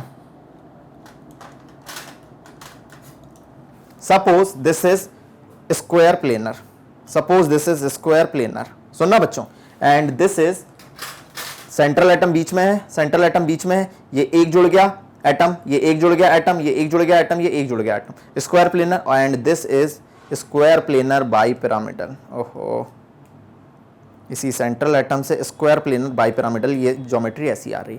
अब अगर हम बॉन्ड एंगल नापने की कोशिश करें, ये देख पा रहे हैं स्क्वायर प्लेनर बाई पिरामिडल, ठीक है, ये स्क्वायर प्लेनर बाई पिरामिडल आपको दिख रही होगी। अब इसको ऑक्टाहेड्रल क्यों नाम देते हैं, 1 hadron, 2 hadron, 3 hadron, 4 hadron, 5 6 7 8 directional में फैला हुआ है, इसलिए इसे ऑक्टाहेड्रल भी नाम देते हैं। अब इसमें अगर हम बॉन्ड एंगल नापने की कोशिश करें, इसमें हम बॉन्ड एंगल नापने की कोशिश करें तो आप देख पा रहे होंगे 180 का 1, 180 का 2 और 180 का 3 और 90 नापने की कोशिश करें तो देखो इन चार के बीच में 90 90 90 94 95 96 97 98 99 90 10 90 11 90 12, ऐसे टोटल कितने बॉन्ड एंगल हैं, 12 90 के बॉन्ड एंगल आते हैं। तो देखते हैं इस कहानी को सबसे पहले कि भैया बॉन्ड एंगल कितने कितने आए, 180 डिग्री के कितने आए बच्चों, पूछा जाता है 180 के आए 3, 90 डिग्री के कितने आए, 90 डिग्री के आए 12 बॉन्ड एंगल। बहुत इंपॉर्टेंट बात, एग्जाम्पल की बात करें तो एग्जाम्पल है अपना SF6, सल्फर कौन से ग्रुप में आता है, सल्फर ग्रुप 16 में आता है, मतलब आउटर मोस्ट शेल में कितने इलेक्ट्रॉन, आउटर मोस्ट शेल में 6 इलेक्ट्रॉन, आउटर मोस्ट शेल में 6 इलेक्ट्रॉन, आउटर मोस्ट शेल में 6 electron, SF6 outer most shell में 6 इलेक्ट्रॉन।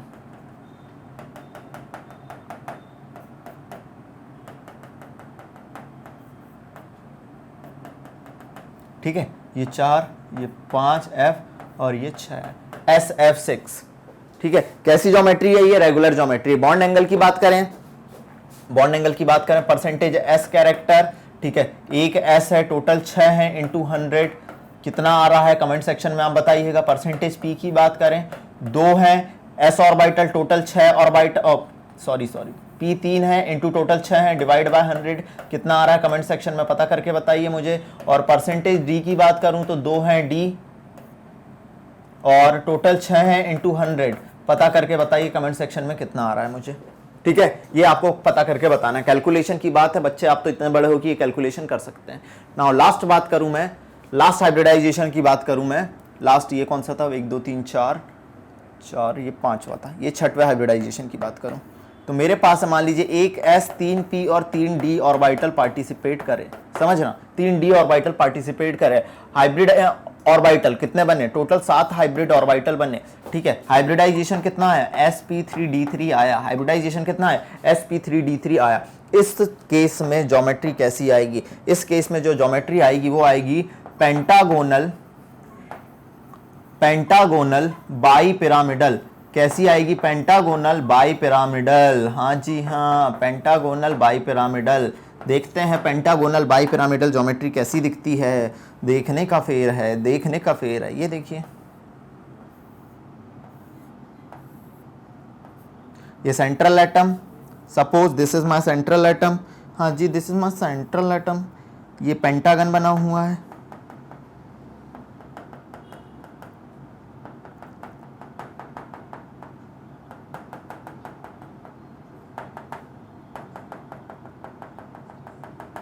ये पेंटागन बाई पिरामिड बनाना है अपने को, बाई पिरामिडल बनाना है बच्चों अपने को। तो देखिए ये 5 एटम तो जुड़े ही जुड़े हैं, टोटल 7 एटम अपने को जोड़ने हैं। ये मान लीजिए मैंने जोड़ दिया, एक एटम ये ऊपर है और ये एक एटम नीचे है। अब सर समझ नहीं आया, सर समझ नहीं आया। इस चीज़ को ऐसे समझिए, इस चीज़ को ऐसे समझिए। ये 4, ठीक है, और सपोज ये 5, सपोज ये 5, ये पेंटागन है, पेंटागन है। इसको ऐसे दिखा देते हैं, मान लीजिए मेरे पास ढक्कन है, 4 एटम सेंट्रल से जुड़े हैं और ये 5। दिस इज माय पेंटागन, ठीक है बच्चों, दिस इज माय पेंटागन। देख पा रहे हैं, दिस इज माय पेंटागन। 1 2 3 4 5। अब बाई पिरामिड जोड़ना है, बाई पिरामिड जोड़ना है। ये आपने 2 पिरामिड जोड़ दिए, 2 पिरामिड जोड़ दिए, तो this is called pentagonal bi pyramidal. अब ये एंगल देखना, देखो भैया अब इंसान हूं, ये एंगल देखना, ये 72 72 72 72 72, मतलब मैं कहूं 72 डिग्री के कितने दिख रहे हैं, ये सारे एंगल 72 डिग्री के दिखेंगे। इसे ग्रीन कलर से दिखाता हूं मैं, ये सारे एंगल 72 72 के दिखेंगे। मतलब मैं कहूं कि 72 डिग्री के कितने दिख रहे हैं, 72 डिग्री के मुझे दिख रहे हैं 5। अब देखना 90 डिग्री के देखने की कोशिश करना, इसीलिए मैं इस 3 डायमेंशनल में समझा रहा हूं। 90 डिग्री के देखने की कोशिश करना। देखो अगर मैं इधर देखूं, ये भी 90, ये भी 90, ये भी 90, ये भी 90, 4 और ये 5 90, पेंटागन है ना, ये 5 90। ऐसे ही इधर देखो 90 90 90 90, 4 ये 5 4 9, और ये इधर देखना, ये भी तो इसके साथ नीचे से 90 बनाएगा। मतलब टोटल देखिए 1 2 3 4 5 90 और नीचे 5 90। 90 के कितने दिख रहे हैं आपको, 90 के आपको दिख रहे हैं 10। 90 के कितने दिख रहे हैं बच्चों आपको, 10। और 180 डिग्री का सिर्फ एक ये है जो ऊपर से नीचे आया है। 180 डिग्री का कितना, 1। क्वेश्चन पूछे जाते हैं, क्वेश्चन पूछे जाते हैं। परफेक्ट एग्जांपल, एक इंटर हेलोजन कंपाउंड है IF7। 2 हेलोजन आपस में कंबाइन हुए और इंटर हेलोजन कंपाउंड बनाए। अपन ने एग्जांपल लिया IF7। चलिए बात करते हैं IF7 की। अगर सेंट्रल एटम आयोडीन ले लिया अपन ने, ठीक है, 5 एटम जुड़े हुए हैं,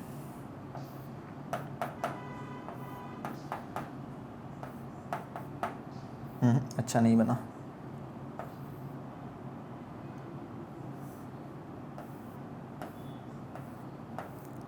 ठीक है, बीच में मैंने आयोडीन लिया हुआ है,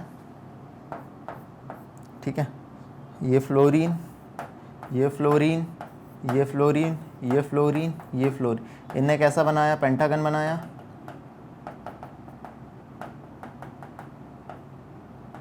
ठीक है, अब एक ये F, ये एक F, this is pentagon bi pyramidal, this is pentagonal bi pyramidal.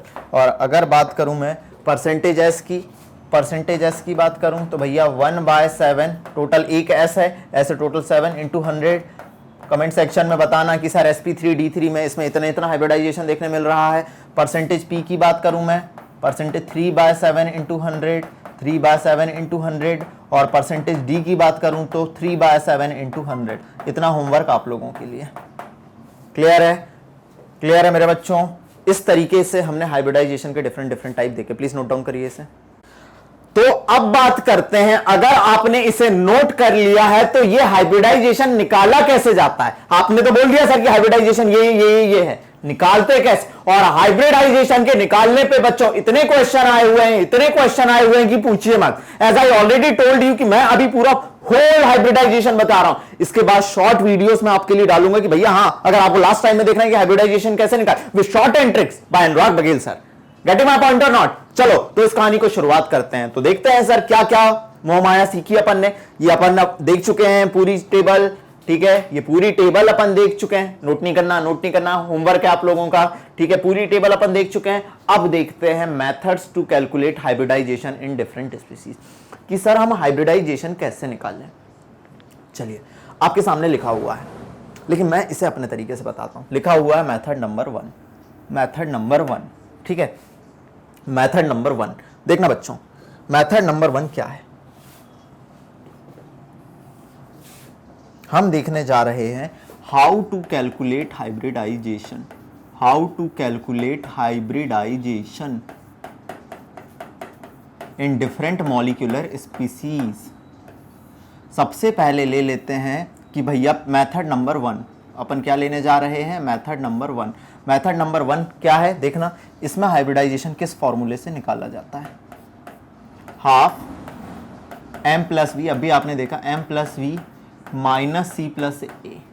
अब भैया आपको बुक्स में ये फॉर्मूला मिल जाएगा, लेकिन आप माइनस सी प्लस ए हटा दो, माइनस सी प्लस ए हटा दो, मैं बता रहा हूं क्यों, ठीक है। चलो what is m, what is v, ठीक है।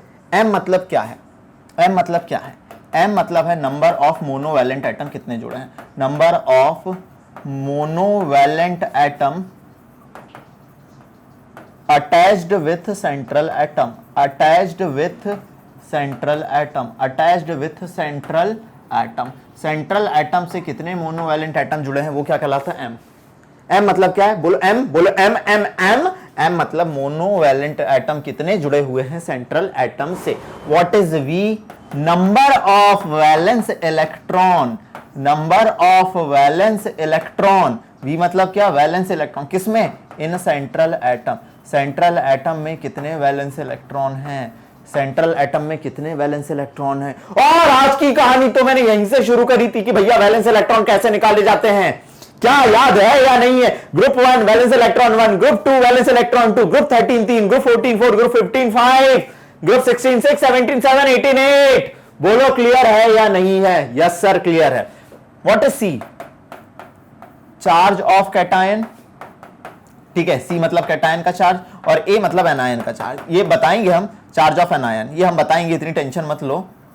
चार्ज ऑफ एनायन ये हम बताएंगे क्या लिखा हुआ है। अगर ये चीज नहीं भी होगी ये तब यूज करेंगे जब स्पीसीज पे क्या हो, चार्ज हो, ये स्पीसीज पे चार्ज हो, ठीक है।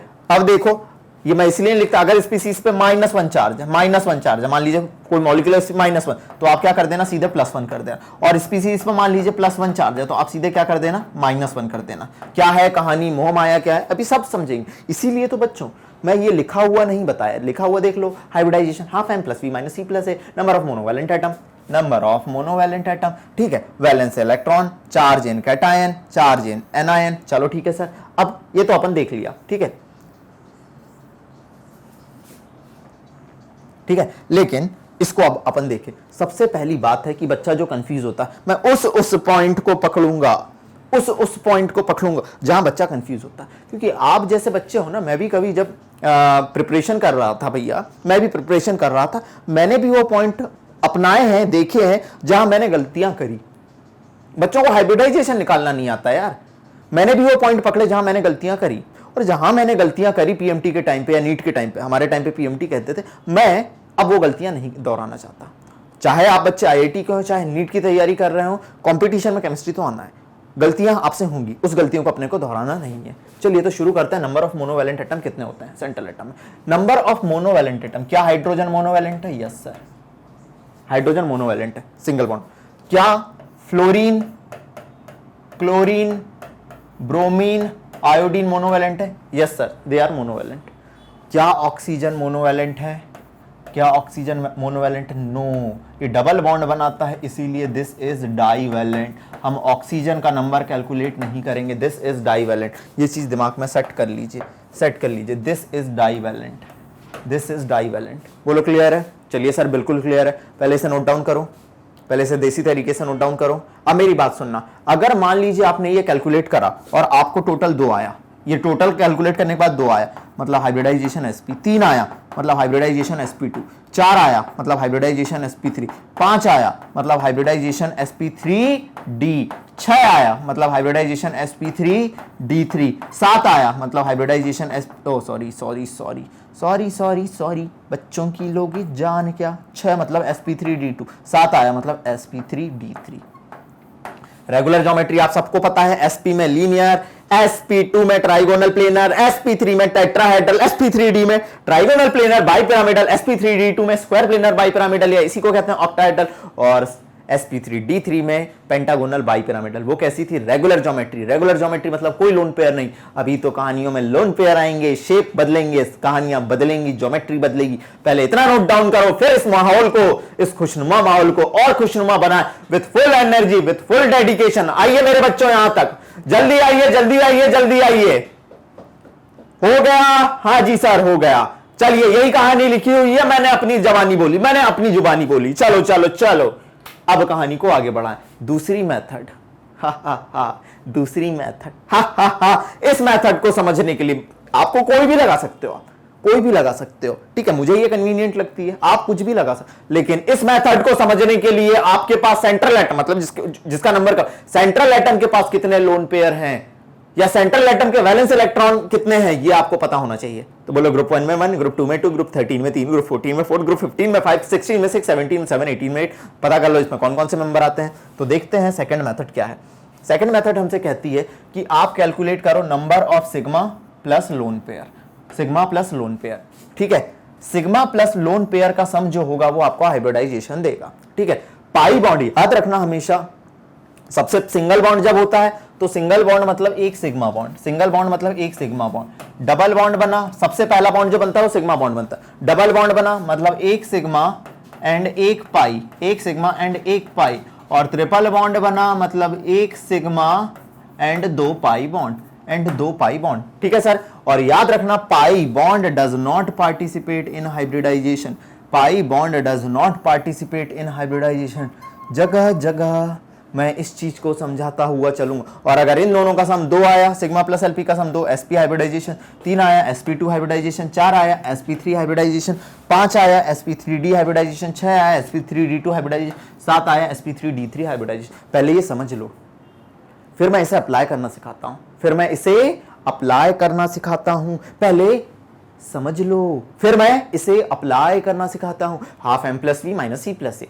Sir minus C plus A नहीं, हम कोई टेंशन नहीं लेंगे। दूसरा हमने क्या बोला, दूसरा हमने क्या बोला बच्चों, सिग्मा प्लस एलपी का सम देख लो, सिग्मा प्लस एलपी का सम देख लो। सिग्मा प्लस एलपी का सम जितना आएगा उस हिसाब से हम हाइब्रिडाइजेशन कैलकुलेट करें। लेकिन इसको पता करने के लिए नंबर ऑफ वैलेंस इलेक्ट्रॉन कितना है किसी सेंट्रल एटम में, ये पता होना बहुत ज्यादा जरूरी है। प्लीज नोट डाउन करिए इसे।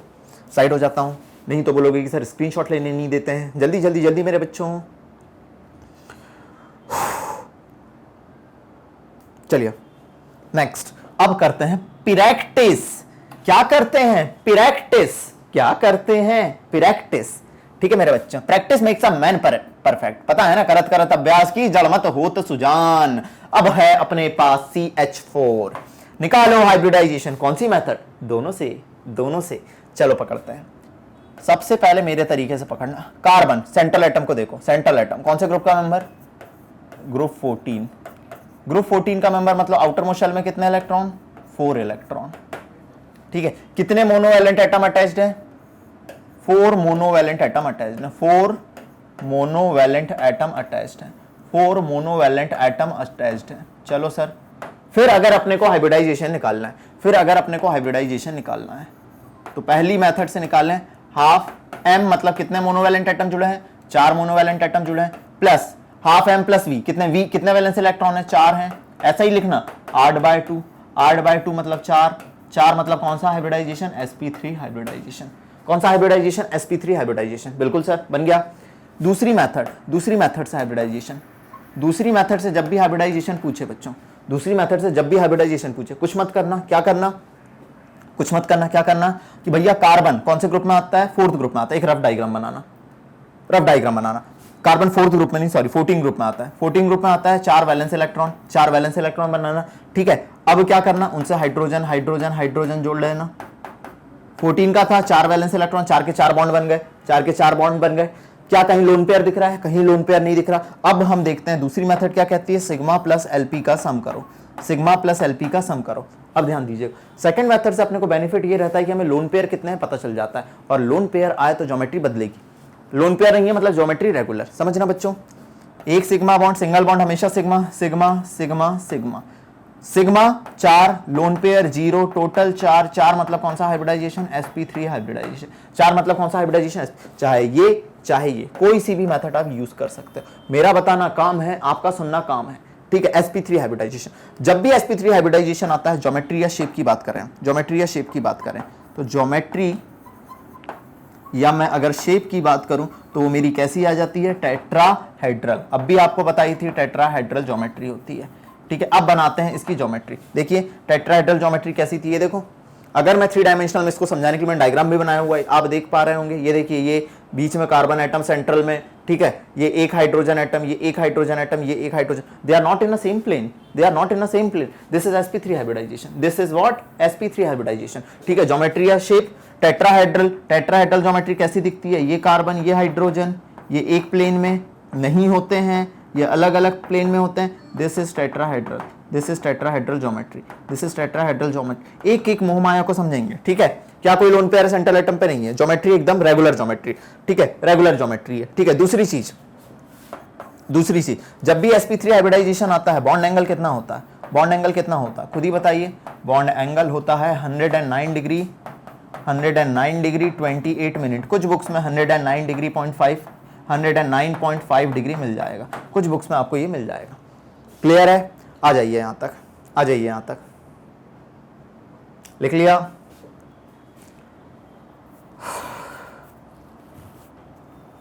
इतने एग्जाम्पल कराऊंगा कि you will be master in hybridization. चलिए सर,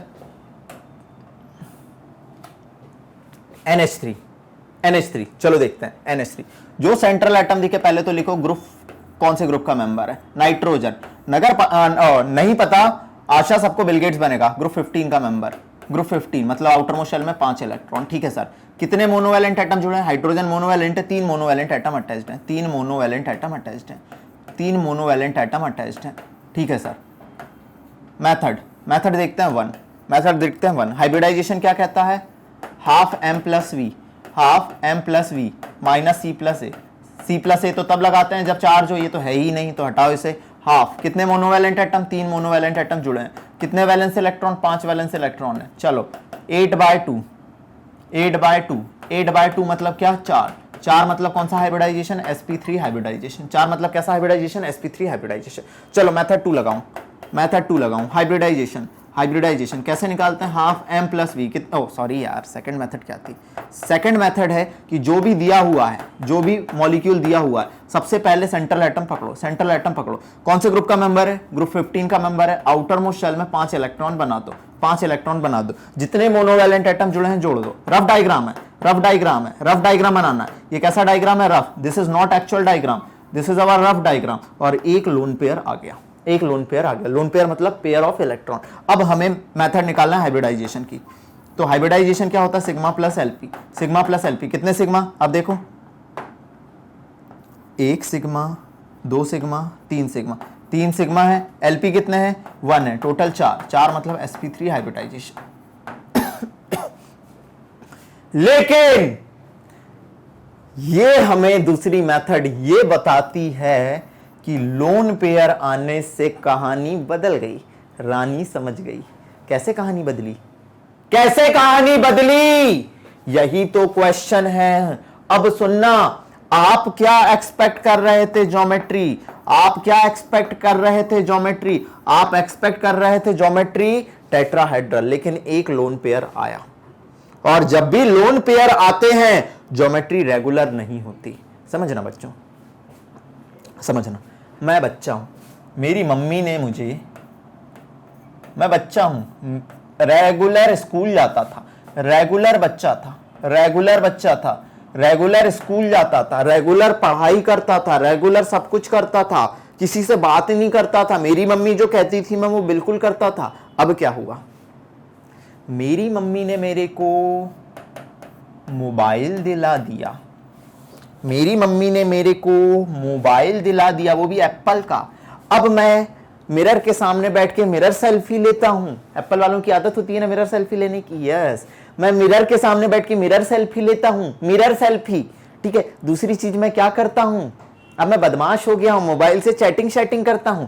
मतलब ऐसे ही समझो, अगर पहले कुछ नहीं था तो रेगुलर ज्योमेट्री थी, अब एक लोन पेयर आ गया इसके ऊपर, मतलब एक मोबाइल आ गया, अब इसकी ज्योमेट्री बिगड़ गई और ये बच्चा बिगड़ गया है। अब ये डिस्टॉर्टेड बच्चा है, अब ये डिस्टॉर्टेड बच्चा है, डिस्टॉर्टेड ज्योमेट्री हो गई इसकी। मतलब अब इसकी रेगुलर ज्योमेट्री नहीं रही, इसकी ज्योमेट्री बिगड़ गई। इसकी ज्योमेट्री कैसी हो गई, डिस्टॉर्टेड ज्योमेट्री हो गई, डिस्टॉर्टेड ज्योमेट्री हो गई। क्यों ही अभी पता चलेगा।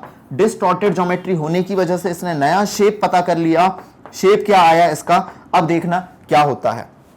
इसका शेप आता है पिरामिडल। बहुत इंपॉर्टेंट बात, अब शेप इसका टेट्राहेड्रल नहीं रहा। ठीक है, शेप कैसा आ गया इसका, पिरामिडल। ठीक है, देखिए पिरामिडल मतलब क्या, ये देखो क्यों हुआ पिरामिडल शेप। ये लोन पेयर है और ये बॉन्ड पेयर, बॉन्ड वाला पेयर, बॉन्ड पेयर। ये लोन पेयर है और ये बॉन्ड पेयर। लोन पेयर और बॉन्ड पेयर के बीच में क्या लगने लगा, ये तो रफ डायग्राम था, क्या लगने लगा, लोन पेयर और बॉन्ड पेयर के बीच में क्या होने लगा, रिपल्शन होने लगा। और रिपल्शन होने लगा मतलब क्या हुआ, इसने नया शेप पिरामिडल शेप गेन कर लिया। कैसा दिखता है पिरामिडल शेप, वैसे तो बनाया मैंने सेम ही है, फिर भी मैं एक्चुअल डायग्राम बना दे रहा हूं। ये मेरा पिरामिडल शेप है, ये मेरा पिरामिडल शेप। गीजा के पिरामिड देखे हैं ना, गीजा के पिरामिड देखे हैं ना, किस वजह से पिरामिडल शेप आया, lone pair bond pair repulsion की वजह से। ठीक है, किस वजह से आया, lone pair bond pair repulsion की वजह से। अब देखना, आप देख पा रहे हैं पिरामिडल शेप, ये पिरामिडल शेप, ये ऐसा, ये पिरामिडल शेप, 3 डायमेंशन। ये डायग्राम मैं बनाने नहीं है, ये सिर्फ समझने के लिए आपके। अब अगली कहानी समझना। चलो सर, दूसरा बॉन्ड एंगल, बॉन्ड एंगल।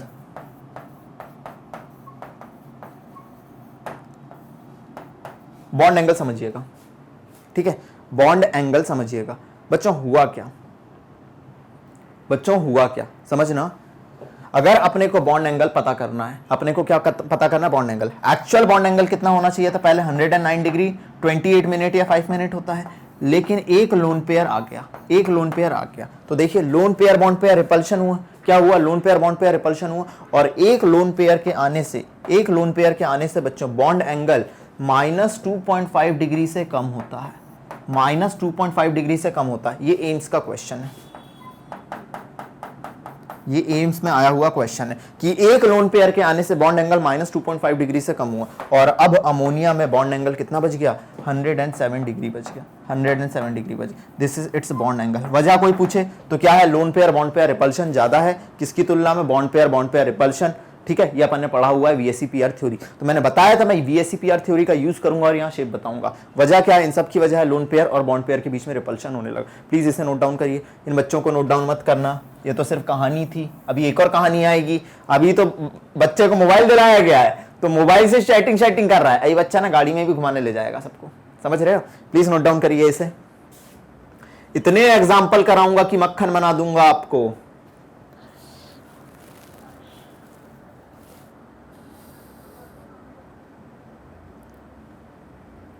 ठीक है, चलिए शुरू करते हैं कहानी को, अगली कहानी पे आते हैं सर।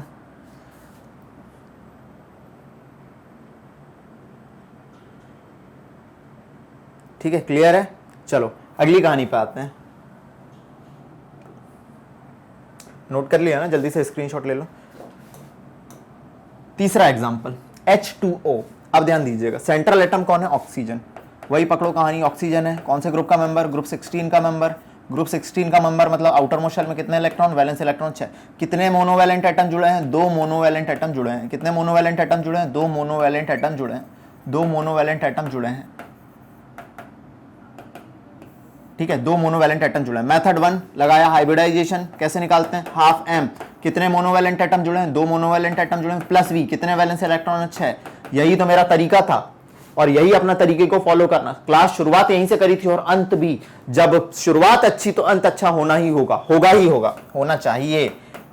इसमें भी hybridization sp3, oh my God, oh my God.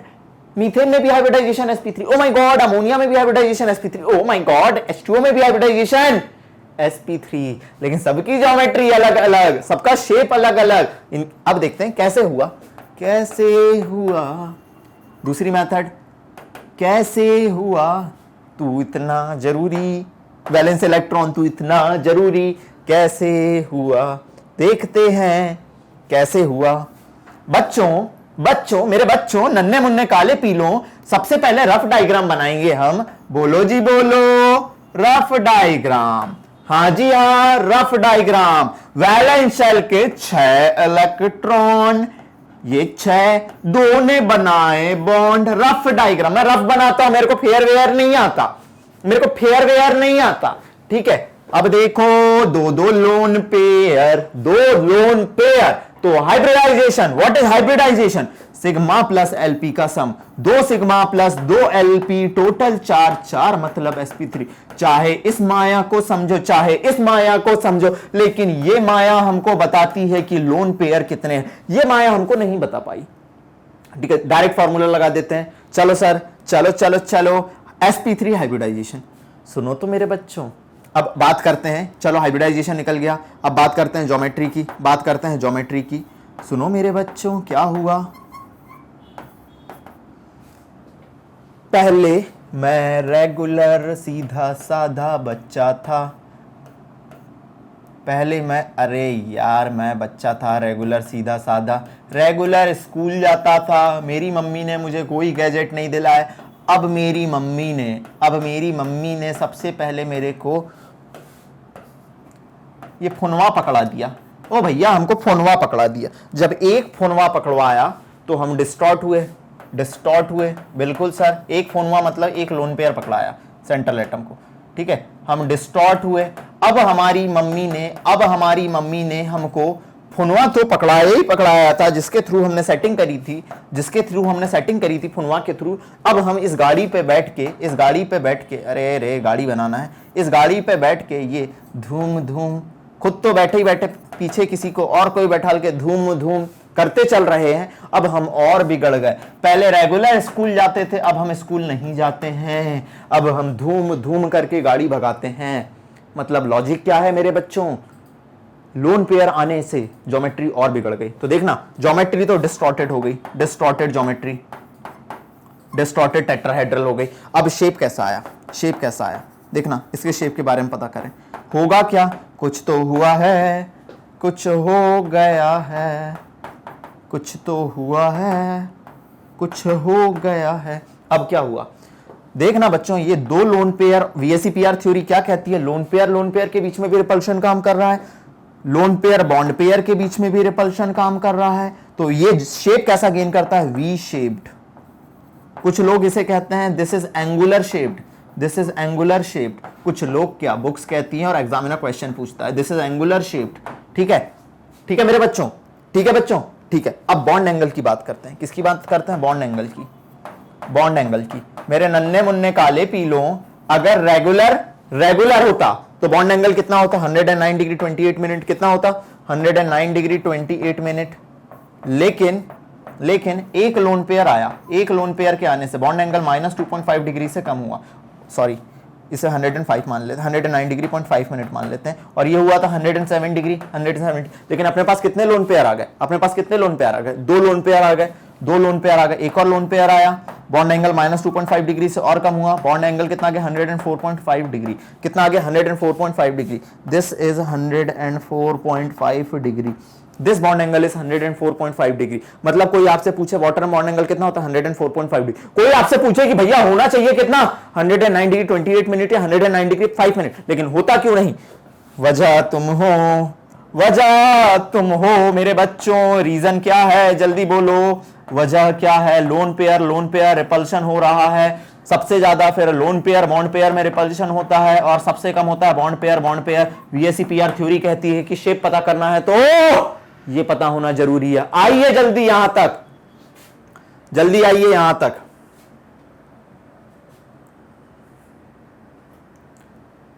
ये गाड़ी वाला आया, कचरा निकाल को हटा दो, है ना। बच्चे बिगड़ चुके हैं, मम्मी समझ जाएगी कुछ दिनों में कि बच्चा अब मेरे हाथ से निकल गया। इंजॉय करो पढ़ाई, इंजॉय बहुत ज्यादा जरूरी है पढ़ाई में। जल्दी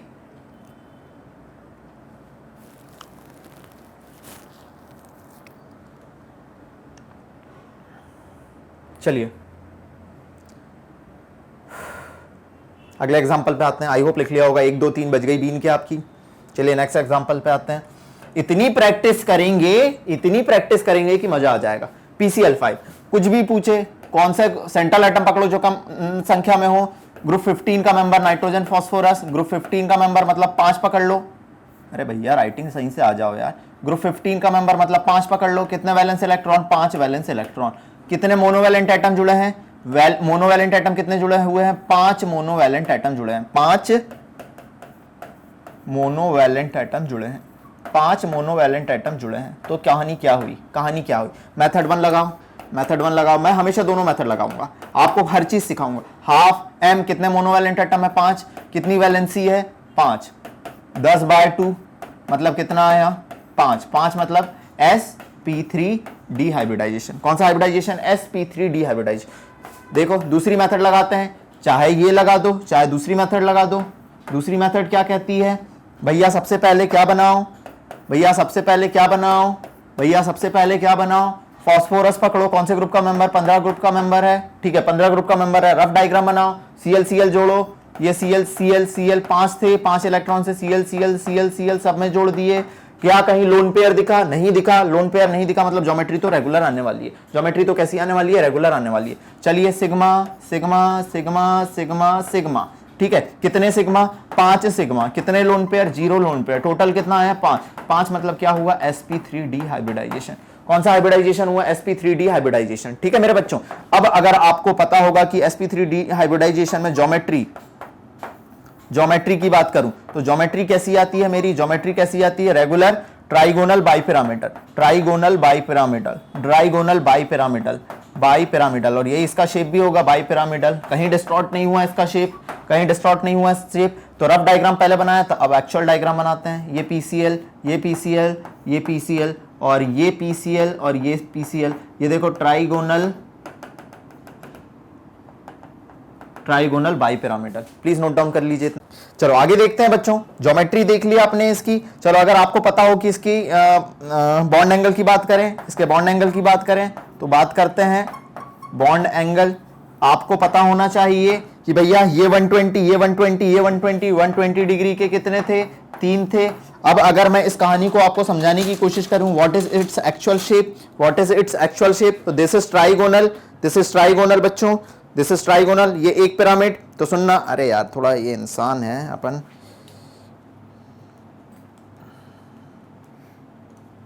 ठीक है। दिस इज ट्राइगोनल, ये एक पिरामिड 120। ठीक है, 3 आ गए।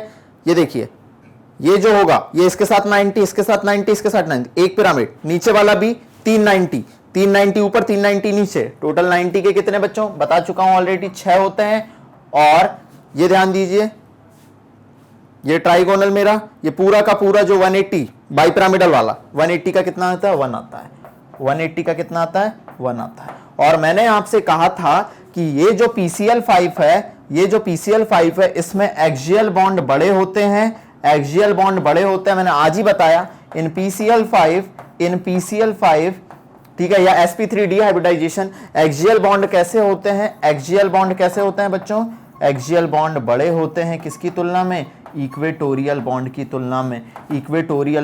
तुलना में। ठीक है, और अगर बॉन्ड बड़ा है, एक्सियल बॉन्ड बड़ा है, मतलब उसकी बॉन्ड एनर्जी कैसी होगी? लेंथ बड़ी है मतलब बॉन्ड एनर्जी कम है। इसीलिए अगर PCl5 को देखा जाए, PCl5 को गर्म करा जाए तो PCl5 किस में टूट जाता है? PCl3 गैस में प्लस Cl2 गैस में। क्यों? क्योंकि ये जो एक्सियल बॉन्ड है ये कैसे हैं? बड़े हैं। प्लीज नोट डाउन करिए, हर चीज को नोट डाउन करिए बच्चों। हर चीज क्वेश्चन, मतलब मैं हाइब्रिडाइजेशन में आपको इतनी महारत हासिल करा दूंगा कि आप बोलोगे कि यार एक बार कर लिया अनुराग सर का कॉन्सेप्ट तो मजा आ गया। जल्दी आइए, 1 2 3 हो गया बच्चों। चलिए मिटाते हैं। Next XeO2F2। अब आएगा मजा, अब आने वाला मजा। इस मजे के लिए तैयार हो जाओ मेरे बच्चों। अब कहानी में आने वाला है ट्विस्ट। ज़ेनॉन सबसे पहले कौन से ग्रुप का मेंबर? ग्रुप 18 का मेंबर। मतलब आउटर मोस्ट शेल में कितने electron? 8 electron. Outermost shell में कितने इलेक्ट्रॉन? 8 इलेक्ट्रॉन। O2 क्या ये मोनोवैलेंट एटम है? पहली बात बताओ, ऑक्सीजन हमेशा डबल बॉन्ड बनाता है, तो this is divalent atom. Divalent atom याद रखना। कितने मोनोवैलेंट एटम है? फ्लोरीन,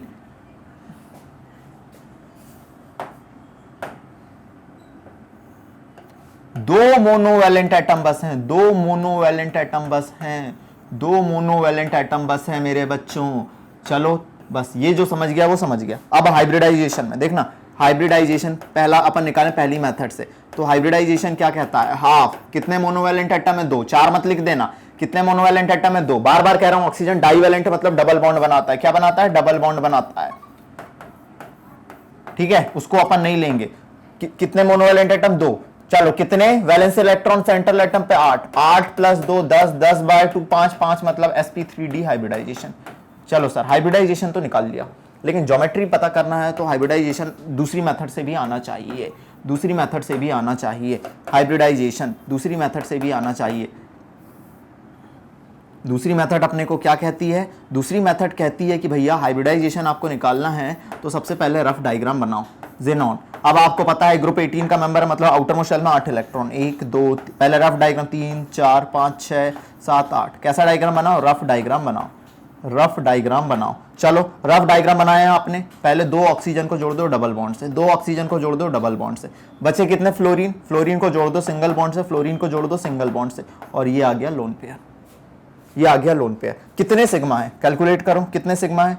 एक सिग्मा, एक सिग्मा, ये सिग्मा, ये सिग्मा।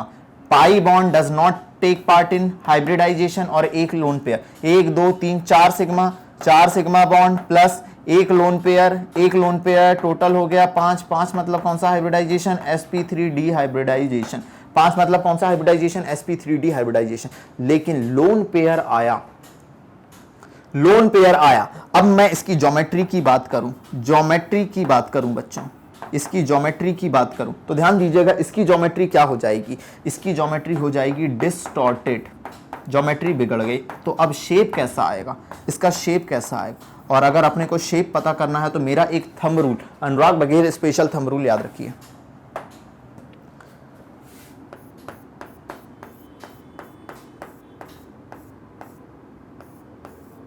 ये हाथ मुझे दे दे ठाकुर, ये वाला थंब रूल याद रखिए। ये थंब रूल, ठाकुर खुश हो जाए ठाकुर। ठीक है, थंब रूल याद रखिए। थंब रूल देखना, थंब रूल क्या बोल रहा हूं मैं? In sp3d hybridization, in sp3d hybridization lone pair always occupy, lone pair always occupy. मेरा थंब रूल याद रखना, लोन पेयर ऑलवेज ऑक्यूपाई कौन सी पोजीशन? Equatorial position. कौन सी पोजीशन? Equatorial position. एंड जो भी लोन पेयर होगा वो कौन सी पोजीशन पे आएगा? इक्वेटोरियल पोजीशन पे। And most electronegative element, most electronegative element, जो सबसे ज्यादा इलेक्ट्रोनिगेटिव एलिमेंट होते हैं, मोस्ट इलेक्ट्रोनिगेटिव एलिमेंट ऑक्यूपाई, क्या ऑक्यूपाई करते हैं? Axial position, axial position. जो ये चीज समझ गया वो डायग्राम बनाना सीख जाएगा, कोई भी हाइब्रिडाइजेशन देख के वो कॉन्सेप्ट अपने आप बना लेगा। इन sp3d हाइब्रिडाइजेशन लोन पेयर हमेशा क्या ऑक्यूपाई करते हैं मेरे बच्चों? थंब रूल, ये अनुराग बघेल स्पेशल कॉन्सेप्ट है। Loan pair always occupy, lone pair always occupy equatorial, lone pair हमेशा इक्वेटोरियल पोजीशन पे रहेंगे। और मोस्ट इलेक्ट्रोनिगेटिव एलिमेंट, ये जो मोस्ट इलेक्ट्रोनिगेटिव एलिमेंट हैं, मोस्ट इलेक्ट्रोनिगेटिव एलिमेंट हैं, ये क्या ऑक्यूपाई करेंगे? एक्सियल पोजीशन को ऑक्यूपाई करेंगे। किसको ऑक्यूपाई करेंगे? एक्सियल पोजीशन को ऑक्यूपाई करेंगे। क्या इस भावना को समझे? क्या इस भावना को समझे? सर क्या बात है कि हम इस चीज को समझें, देखते हैं। ठीक है, मैं बना रहा हूं इस चीज को, इधर इसका शेप बनाने की कोशिश कर रहा हूं, एक्सी। ठीक है, अब आपको पता है भैया ट्राइगोनल बाइपिरामिडल शेप तो नहीं है। एक्सियल पोजीशन पे कौन आएंगे? Most electronegative. सबसे ज्यादा इलेक्ट्रोनिगेटिव कौन है? फ्लोरीन। ठीक है, ठीक है। लोन पेयर एक है, वो क्या ऑक्यूपाई करेगा? Equatorial position. चलो, इक्वेटोरियल पोजीशन। ठीक है, बचे क्या? दो ऑक्सीजन,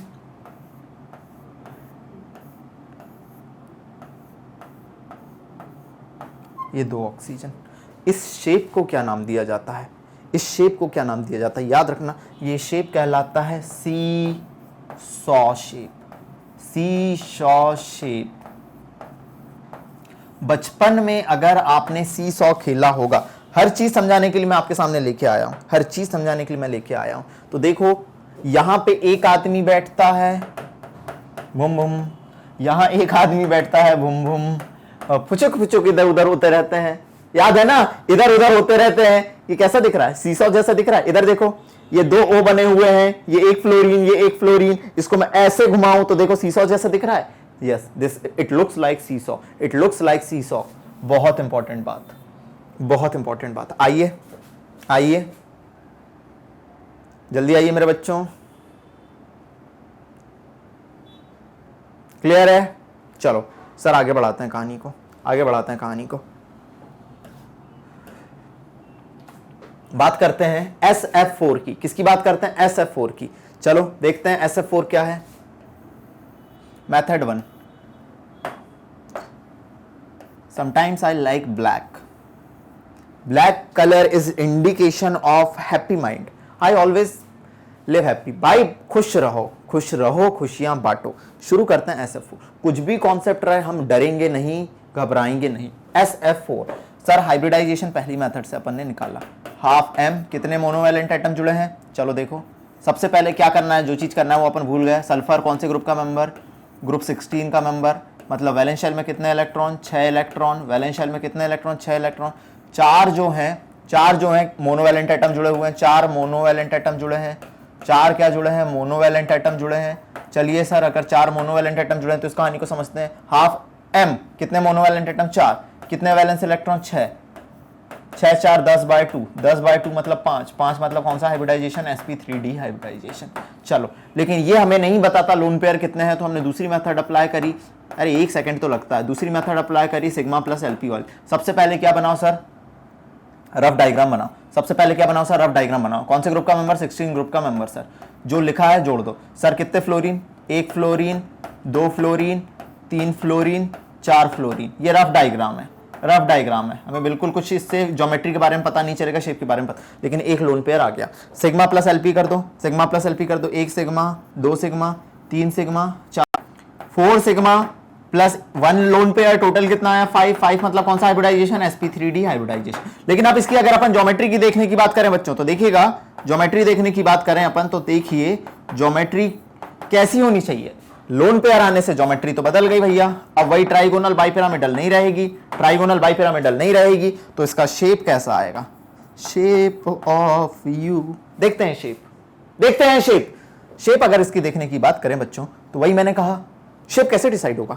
कैसे डिसाइड होगा? sp3d हाइब्रिडाइजेशन जब भी आएगा, loan pair occupy equatorial position and most electronegative element occupy axial position. चल भैया लोन पेयर तेरे साथ तो हम पहले तुझे तो भैया इक्वेटोरियल पे रख देते हैं। ठीक है सर, रख दिया।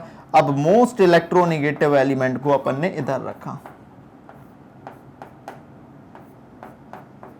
बिल्कुल सर, कैसा दिख रहा है? देखो, घुमाओ घुमाओ घुमाओ घुमाओ, XeO2F2 जैसा। कैसा शेप? सी सॉ शेप, सी सॉ शेप, सी सॉ शेप। अब क्या होगा? क्या होगा? बॉन्ड एंगल बदल जाएंगे सर, बॉन्ड एंगल बदल जाएंगे। देखिए लोन पेयर रिपल्शन की वजह से पहले की तुलना में कम हो जाएंगे जितने। अब ये जो अपन कह रहे थे कि भैया ये वाला जो 90 बना रहा था, 90 नहीं रहेगा। लोन पेयर रिपल्शन हो जाएगा। क्या हो जाएगा? लोन पेयर रिपल्शन हो जाएगा। बॉन्ड एंगल क्या हो जाएंगे? चेंज हो जाएंगे। ठीक है, चलिए आइए यहां तक। सीसॉ शेप देख लिया अपन ने, बहुत इंपॉर्टेंट है, बहुत इंपॉर्टेंट है। बॉन्ड एंगल पे अलग से वीडियो लेके आएंगे पूरा हम। जल्दी आइए यहां तक। हो गया? चलिए, अगर हो गया तो इस कहानी को आगे बढ़ाते हैं। अगला देखते हैं, अगला देखते हैं XeF2। XeF2 समझना, हर एक चीज, हर एक डायमेंशन पे जाऊंगा मैं। पहली मेथड, सबसे पहले मेथड करने से पहले वही सोचो कि कौन से ग्रुप का मेंबर? ग्रुप 18 का मेंबर। ग्रुप 18 का मेंबर मतलब आउटर मोस्ट शेल में कितने इलेक्ट्रॉन? 8 electron, 8 electron. कितने मोनोवैलेंट एटम जुड़े हुए हैं? कितने मोनोवैलेंट एटम जुड़े हैं? 2 मोनोवैलेंट एटम जुड़े हैं, 2 मोनोवैलेंट एटम जुड़े हैं, 2 मोनोवैलेंट एटम जुड़े हैं। ठीक है सर, अगर 2 मोनोवैलेंट एटम जुड़े हैं तो चलिए हाइब्रिडाइजेशन निकालो, हाइब्रिडाइजेशन निकालो। हाफ M, M कितने मोनोवैलेंट एटम कितने हैं? 2 है, प्लस V वैलेंस इलेक्ट्रॉन कितने 8, 10/2, 10/2 मतलब 5, 5 मतलब इसमें भी कौन सा हाइब्रिडाइजेशन, sp3d हाइब्रिडाइजेशन। लेकिन पहला डायग्राम हमें नहीं बताता लोन पेयर कितने हैं, ब्ला ब्ला कितने हैं, तो दूसरे डायग्राम पे आए अपन हाइब्रिडाइजेशन पे आए। सिग्मा प्लस एलपी करना है अपने को, सिग्मा प्लस एलपी अपने को करना है, तो अपन सबसे पहले क्या करेंगे, रफ डायग्राम बनाएंगे। सर 1 2 3 4 5 6 7 8 इलेक्ट्रॉन अपन ने बना दिए, ठीक है। अब सर जोड़ दो 2 फ्लोरीन, एक फ्लोरीन जुड़ गया, एक फ्लोरीन जुड़ गया, कितने लोन पेयर दिख रहे हैं, 1 loan pair, 2 lone pair, 3 lone pair. अब सर ये 3 लोन पेयर। अब सर हमें सिग्मा प्लस एलपी लगाओ, सिग्मा प्लस एलपी लगाओ, कितने सिग्मा, 1 सिग्मा, 2 सिग्मा, 2 सिग्मा, कितना एलपी, 3 एलपी, टोटल 5, 5 मतलब sp3d हाइब्रिडाइजेशन, sp3d हाइब्रिडाइजेशन। अब सर हमें पता करना है इसकी ज्योमेट्री कैसी होगी, ज्योमेट्री कैसी होगी या शेप कैसा होगा, समझना। सर का क्या थंब रूल था, सर का क्या थंब रूल था, सुनना बच्चों, सर का क्या थंब रूल था। क्वेश्चन आया हुआ है, हर एक क्वेश्चन आया हुआ कि भैया इन sp3d हाइब्रिडाइजेशन, बार बार बोलो, इतना एम्फेसाइज क्यों कर रहा हूं, बार बार बोलो, in sp3d hybridization lone pair occupy, lone pair occupy equatorial position. कितने लोन पेयर हैं, 3 लोन पेयर हैं। लगाओ जरा कहानी, कहानी लगी। Loan pair occupy equatorial position. अब मैं कुछ कहूंगा नहीं, शायद 6 इलेक्ट्रॉन, ये most electronegative element occupy axial position, इसके बीच में भी 120, इसके बीच में 120 डिग्री एंगल है। अब बच्चों थोड़ा बेसिक मैथ्स लगाता हूं मैं, थोड़ी बहुत बेसिक मैथ्स आती है। अब आपको पता है इन दोनों के बीच में 120 डिग्री एंगल है, ठीक है। अगर 120 डिग्री एंगल है तो इन दोनों का रिजल्टेंट किधर से गया सर, इन दोनों का रिजल्टेंट इधर से गया, सेंट्रल। कितना रिजल्टेंट गया सर, अगर आपको ये चीज पता है कि दो क्वांटिटी अगर 120 डिग्री के एंगल पे है, अगर A और A 120 डिग्री के एंगल पे है, तो उनका रिजल्टेंट कहां से जाता है, 20 से जाता है, और रिजल्टेंट कितना होता है A, रिजल्टेंट कितना होता है A, ठीक है सर। तो इनका रिजल्टेंट भी 20 से गया। लोन पेयर, तो लोन पेयर का रिजल्टेंट इधर लोन पेयर। अब इस लोन पेयर ने जब 180 डिग्री पे है तो इसने इसको कैंसिल करा, इसने इसको कैंसिल करा। अब इन पे, अब इस बॉन्ड पेयर पे लोन पेयर का कोई इंपैक्ट नहीं पड़ रहा है, क्योंकि सबने एक दूसरे को कैंसिल कर दिया। ज्योमेट्री और शेप कैसा आया आपको यहाँ पे, लीनियर, लीनियर। बॉन्ड एंगल कितना देखने मिला, 180 डिग्री। वेरी वेरी इंपॉर्टेंट आया हुआ क्वेश्चन है, देख पा रहे हैं आप, XCF2 का shape linear, bond angle 180 degree. ये आप सिर्फ मेरे डायग्राम देख के ही समझ सकते हैं। याद रखिएगा बच्चों, इस लेवल तक पढ़ाऊंगा कि ना तहलका मचा देंगे हम, जिस जगह बैठेंगे वहां आग लगा देंगे। आइए जल्दी, अपने को आग वाग नहीं लगानी, अपने कॉन्सेप्ट समझने हैं, जल्दी आइए।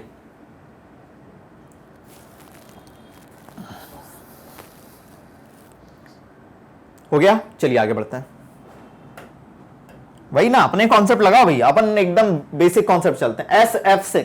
SF6, चलो सर देखते हैं। सल्फर कौन से ग्रुप का मेंबर है, ग्रुप 16 का मेंबर है, ग्रुप 16 का मेंबर है। ग्रुप 16 का मेंबर मतलब आउटर मोस्ट शेल में कितने इलेक्ट्रॉन, 6 इलेक्ट्रॉन। कितने मोनोवैलेंट एटम जुड़े हैं, 6 मोनोवैलेंट एटम जुड़े हैं, 6 मोनोवैलेंट एटम जुड़े हैं,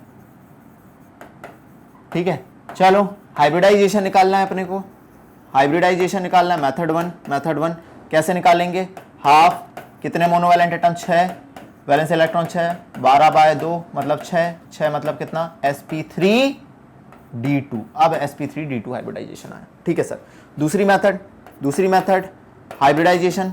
सबसे पहले क्या बनाओ, रफ डायग्राम बनाओ। सल्फर को पकड़ो, रफ डायग्राम बनाया। कैसे बनाया रफ डायग्राम अपन ने, 1 2 3 4 5 6 वैलेंस इलेक्ट्रॉन थे, सब में से FF जोड़ दो, सब में FF जोड़ दो, सब में FF जोड़ दो, FF जोड़ दो, सब में F जोड़ दो, सब में F जोड़ दो। रफ डायग्राम बनाना है। कितने सिग्मा दिख रहे हैं, 6 के 6 बॉन्ड सिग्मा बॉन्ड है। सिग्मा प्लस LP अगर अपन ने निकालने की कोशिश करी, 6 सिग्मा प्लस 0 LP टोटल 6, मतलब वही sp3d2 हाइब्रिडाइजेशन। मतलब कोई लोन पेयर नहीं है, कोई लोन पेयर नहीं है, मतलब ज्योमेट्री रेगुलर होगी, वही का वही शेप होगा। कैसा शेप होगा, याद करिए sp3d2 का रेगुलर शेप कैसा आता था, रेगुलर ज्योमेट्री कैसी आती थी, स्क्वायर, प्लेनर, बाई पिरामिडल, या इसी को नाम देते थे हम ऑक्टाहेड्रल। कोई लोन पेयर नहीं है तो कोई बॉन्ड एंगल में चेंजेस नहीं होंगे, जो पहले बताया था वही के वही बॉन्ड एंगल होंगे, ठीक है। अब अगर ये है तो भैया फिर बना दो SF6 को, ये F, ये एफ, ये स्क्वायर प्लेनर, और ये एक पिरामिड और ये दूसरा पिरामिड। इसी को हम नाम दे देते हैं क्या मेरे बच्चों, नन्हे मुन्ने काले पीलों। This is named as octahedral. This is also named as octahedral. This is also named as octahedral. Please note down करिए, प्लीज नोट डाउन करिए बेटा, मजा आ जाएगा हाइब्रिडाइजेशन में। ऐसा यूट्यूब में वीडियो कहीं नहीं मिलेगा आपको, इतने डेप्थ में और कॉन्सेप्ट पकड़ पकड़ के बता रहे हैं आपको। चलिए हो गया, 1 2 3 बज गई आपकी बीन। अगले क्वेश्चन पे आते हैं। चलो XCF जो दिया रहा है मैं तो एक ही कॉन्सेप्ट लगा रहा हूं और बार बार लगा रहा हूं ताकि कॉन्सेप्ट याद करा दूं। ग्रुप 18 का मेंबर, आउटर मोस्ट शेल में कितने इलेक्ट्रॉन, 8 इलेक्ट्रॉन, 4 जुड़े हुए हैं, मोनोवैलेंट एटम, 4 मोनोवैलेंट एटम है, मोनोवैलेंट एटम है, 4 मोनोवैलेंट एटम है। ठीक है, अब ध्यान दीजिए 4 मोनोवैलेंट एटम है। चलो बात करते हैं method number 1। Method number 1 hybridization, half M, कितने मोनोवैलेंट एटम है 4, कितने वैलेंस इलेक्ट्रॉन है 8, 12/2, 12/2 मतलब 6, 6 मतलब कौन सा हाइब्रिडाइजेशन, sp3d2 हाइब्रिडाइजेशन। कौन सा हाइब्रिडाइजेशन, sp3d2 हाइब्रिडाइजेशन। दूसरी बात करें हम, दूसरी मेथड हाइब्रिडाइजेशन की, सबसे पहले क्या बनाओ, रफ डायग्राम बनाओ। क्या बनाओ बच्चों, रफ डायग्राम बनाओ। कैसे बनाएंगे सर रफ डायग्राम, एक्सी को पकड़ो, आउटर मोस्ट शेल में 8 इलेक्ट्रॉन है, पता ही है आपको, स्टार्टिंग में ही देख लिए। 4 फ्लोरीन जोड़ने हैं, 1 फ्लोरीन जोड़ो, 1 जोड़ दो, 1 जोड़ दो, 1 जोड़ दो। कैसा डायग्राम है रफ, इसका ज्योमेट्री और शेप से कोई लेना देना नहीं है, इसका ज्योमेट्री और शेप से कोई लेना देना नहीं है। कितने सिग्मा, 4 सिग्मा, कितने सिग्मा, 4 सिग्मा, कितने lone pair, 2 lone pair, 2 lone pair, total आया 6, 6 मतलब sp3d2 हाइब्रिडाइजेशन होना तय है। लेकिन ये हमें बताएगा भैया कि ज्योमेट्री कैसी होगी। लोन पेयर आने से ज्योमेट्री कैसी हो गई, डिस्टॉर्ट हो गई, ज्योमेट्री कैसी होगी। लेकिन अब मेरी बात सुनना, फिर से अनरॉक-बघेल स्पेशल ट्रिक।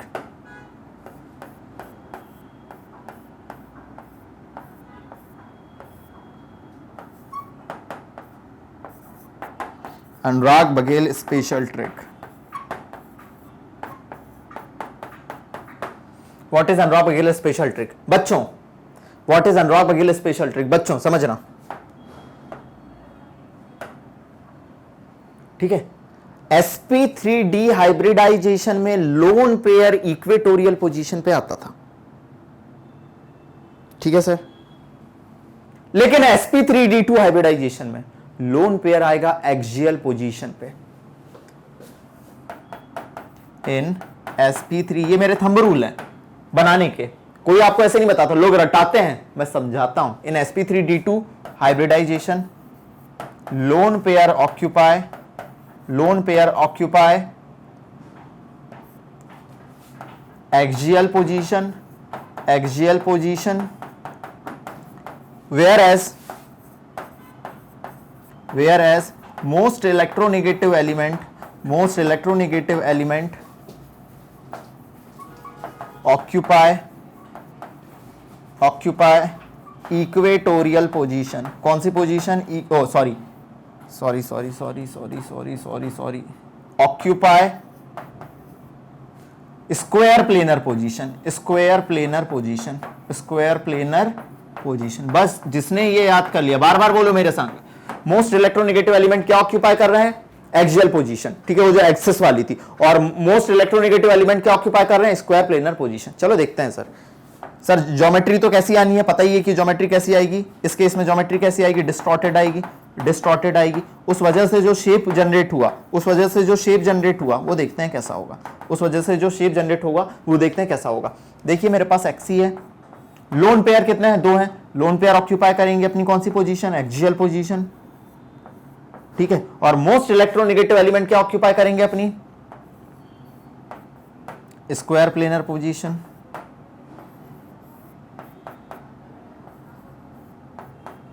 ये एक्चुअल शेप आया, कैसा शेप दिख रहा है आपको, कैसा दिख रहा है।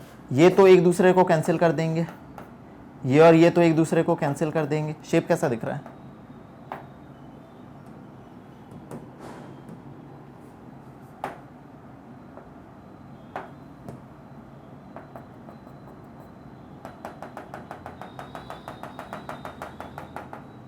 स्क्वायर प्लेनर बाई पिरामिडल नहीं, this shape is only square planar, this shape is only square planar, this shape is only square planar, bond angle only 90 degree, bond angle only 90 degree, square planar shape. Please note down करिए, आप देख पा रहे हैं, this is only square planar, this is only square planar. Can you see this, can you see this, please note down करिए।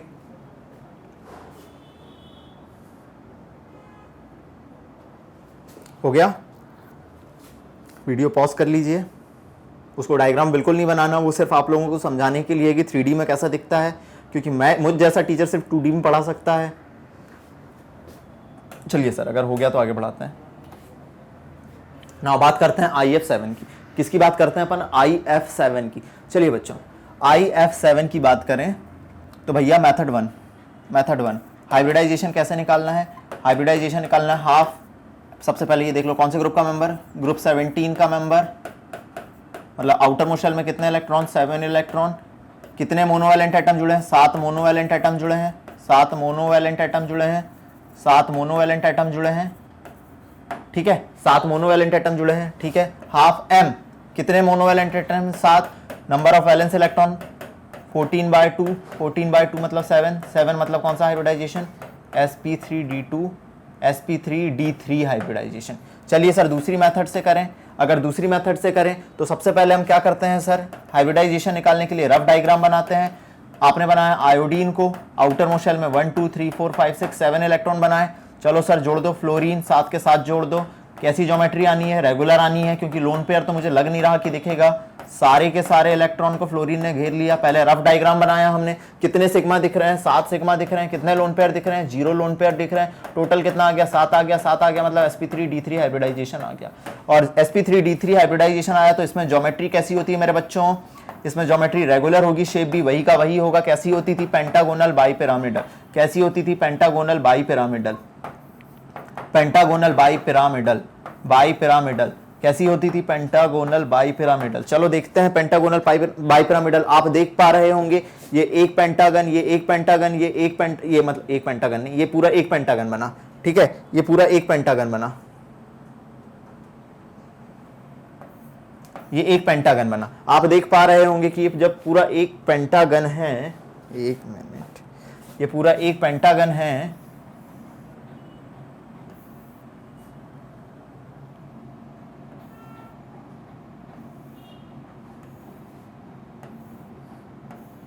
ठीक है,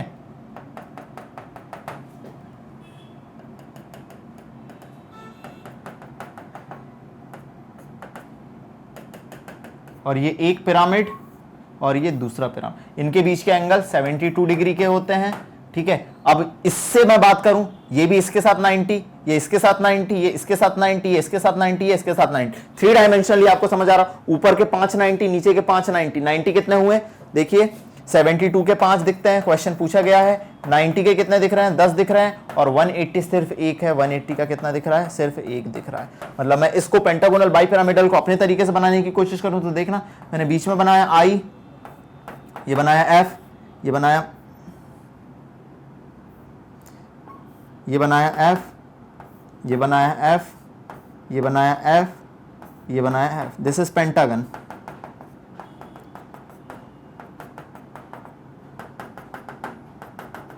और ये एक पिरामिड, ये दूसरा pyramid. This is how we find hybridization. मैंने 10 एग्जाम्पल अभी तक बता चुके हैं, एक आध और एग्जाम्पल पढ़ते हैं। आइए यहां तक, आइए बच्चों यहां तक।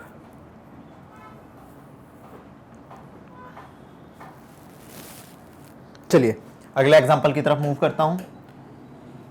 मेरे पास है XeF6, XeF6, समझना बच्चों, वही कहानी। समझ गया मैं तेरा बहाना, देर से आना और ये कहना। 8 इलेक्ट्रॉन है, बिल्कुल कोई गाने वाने नहीं गाने, 8 इलेक्ट्रॉन। कितने मोनोवैलेंट एटम जुड़े हैं? 6 मोनोवैलेंट एटम जुड़े हैं। बिल्कुल बकवास नहीं सर, कहानी खत्म होने वाली है सर। 6 मोनोवैलेंट एटम जुड़े हैं सर। हाइब्रिडाइजेशन निकालने की पहली मेथड हाफ। कितने मोनोवैलेंट एटम? M6 प्लस कितने वैलेंस इलेक्ट्रॉन? 8, 8 से 14/2, 2 मतलब 7, 7 7 मतलब sp3d3 हाइब्रिडाइजेशन सर। वाह सर, वाह सर, वाह सर, माहौल खिंच गया सर। चलिए दूसरा मेथड नंबर दूसरी, मेथड नंबर दूसरी, रफ डायग्राम बनाएंगे सर, 8 इलेक्ट्रॉन बनाएंगे सर, 8 इलेक्ट्रॉन बनाएंगे सर, ठीक है। फ्लोरीन जोड़ेंगे सर, फ्लोरीन जोड़ेंगे जोड़ेंगे जोड़ेंगे जोड़ेंगे, फ्लोरीन जोड़ेंगे जोड़ेंगे जोड़ेंगे सर। और सर एक जो लोन पेयर दिख रहा है वो हमको ये दिख रहा है sir, this is our rough diagram sir, this is our rough diagram. लेकिन रफ डायग्राम हमें बताता है बहुत सारी चीजें सर, फेयर बता देता है हमको सर। ये हाइब्रिडाइजेशन कितना हुआ मेरे बच्चों, कितने सिग्मा, 1 2 3 4 5 6 सिग्मा, 6 सिग्मा, ठीक है, 6 सिग्मा और एक लोन पेयर, टोटल आया 7। 7 मतलब कौन सा है, sp3d3 हाइब्रिडाइजेशन। 7 मतलब कौन सा है, sp3d3 हाइब्रिडाइजेशन, ठीक है। अब मेरी बात सुनना बच्चों, अब मैं अगर इसका एक्चुअल ज्योमेट्री बनाने की कोशिश करूं मेरे बच्चों, तो ज्योमेट्री कैसी आएगी, पता ही है कि ज्योमेट्री तो रेगुलर हो नहीं सकती, बिगड़ गई है। लोन पेयर आने से ज्योमेट्री बिगड़ चुकी है, डिस्टॉर्टेड हो चुकी है। अगर डिस्टॉर्टेड हो चुकी है तो उसके शेप के बारे में बात करते हैं कि कैसा शेप ये गेन कर रहा है ज्योमेट्री बिगड़ने के बाद। ज्योमेट्री बिगड़ने के बाद कैसा शेप गेन कर रहा है, तो मेरी बात सुनना, देखना बच्चों।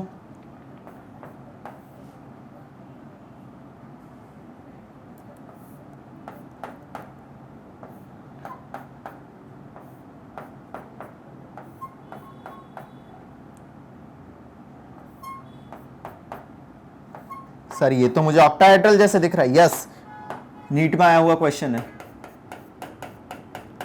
अभी 2-3 साल पहले, जस्ट 2014 17 18 की बात है।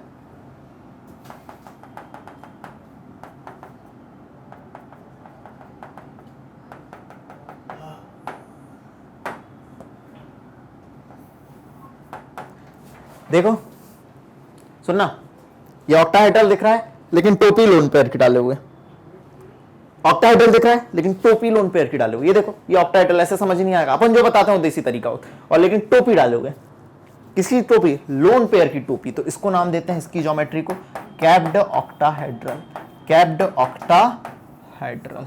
और इन सारे एग्जांपल्स के साथ मैंने, इन सारे एग्जांपल्स के साथ मैंने आपकी क्या खत्म कर दिए, हाइब्रिडाइजेशन कैसे करते हैं वो खत्म कर दिया। अगले वाले लेक्चर में मैं बेटा जितने अपने इनऑर्गेनिक केमिस्ट्री में, मेरी बात सुनना, अगले वाले लेक्चर में इनऑर्गेनिक केमिस्ट्री में जितने हाइब्रिडाइजेशन हो सकते हैं सारे मॉलिक्यूल एक जगह लाऊंगा और हाइब्रिडाइजेशन बताऊंगा। क्योंकि लेक्चर बहुत ज्यादा लंबा हो चुका है, इसे आज अपन यही विराम देते हैं। इससे बेस्ट आपको कहीं नहीं मिलेगा और इसके बाद आपको कहीं कुछ करने की जरूरत भी नहीं है। कहानी को पढ़ते रहिए, अपने इमोशन भावनाओं को समझते रहिए, इन कहानियों से अपने इमोशन तक पहुंचते जाइए। और आज की कहानी को यही विराम देते हैं। Thank you so much, have a good day, have a good time.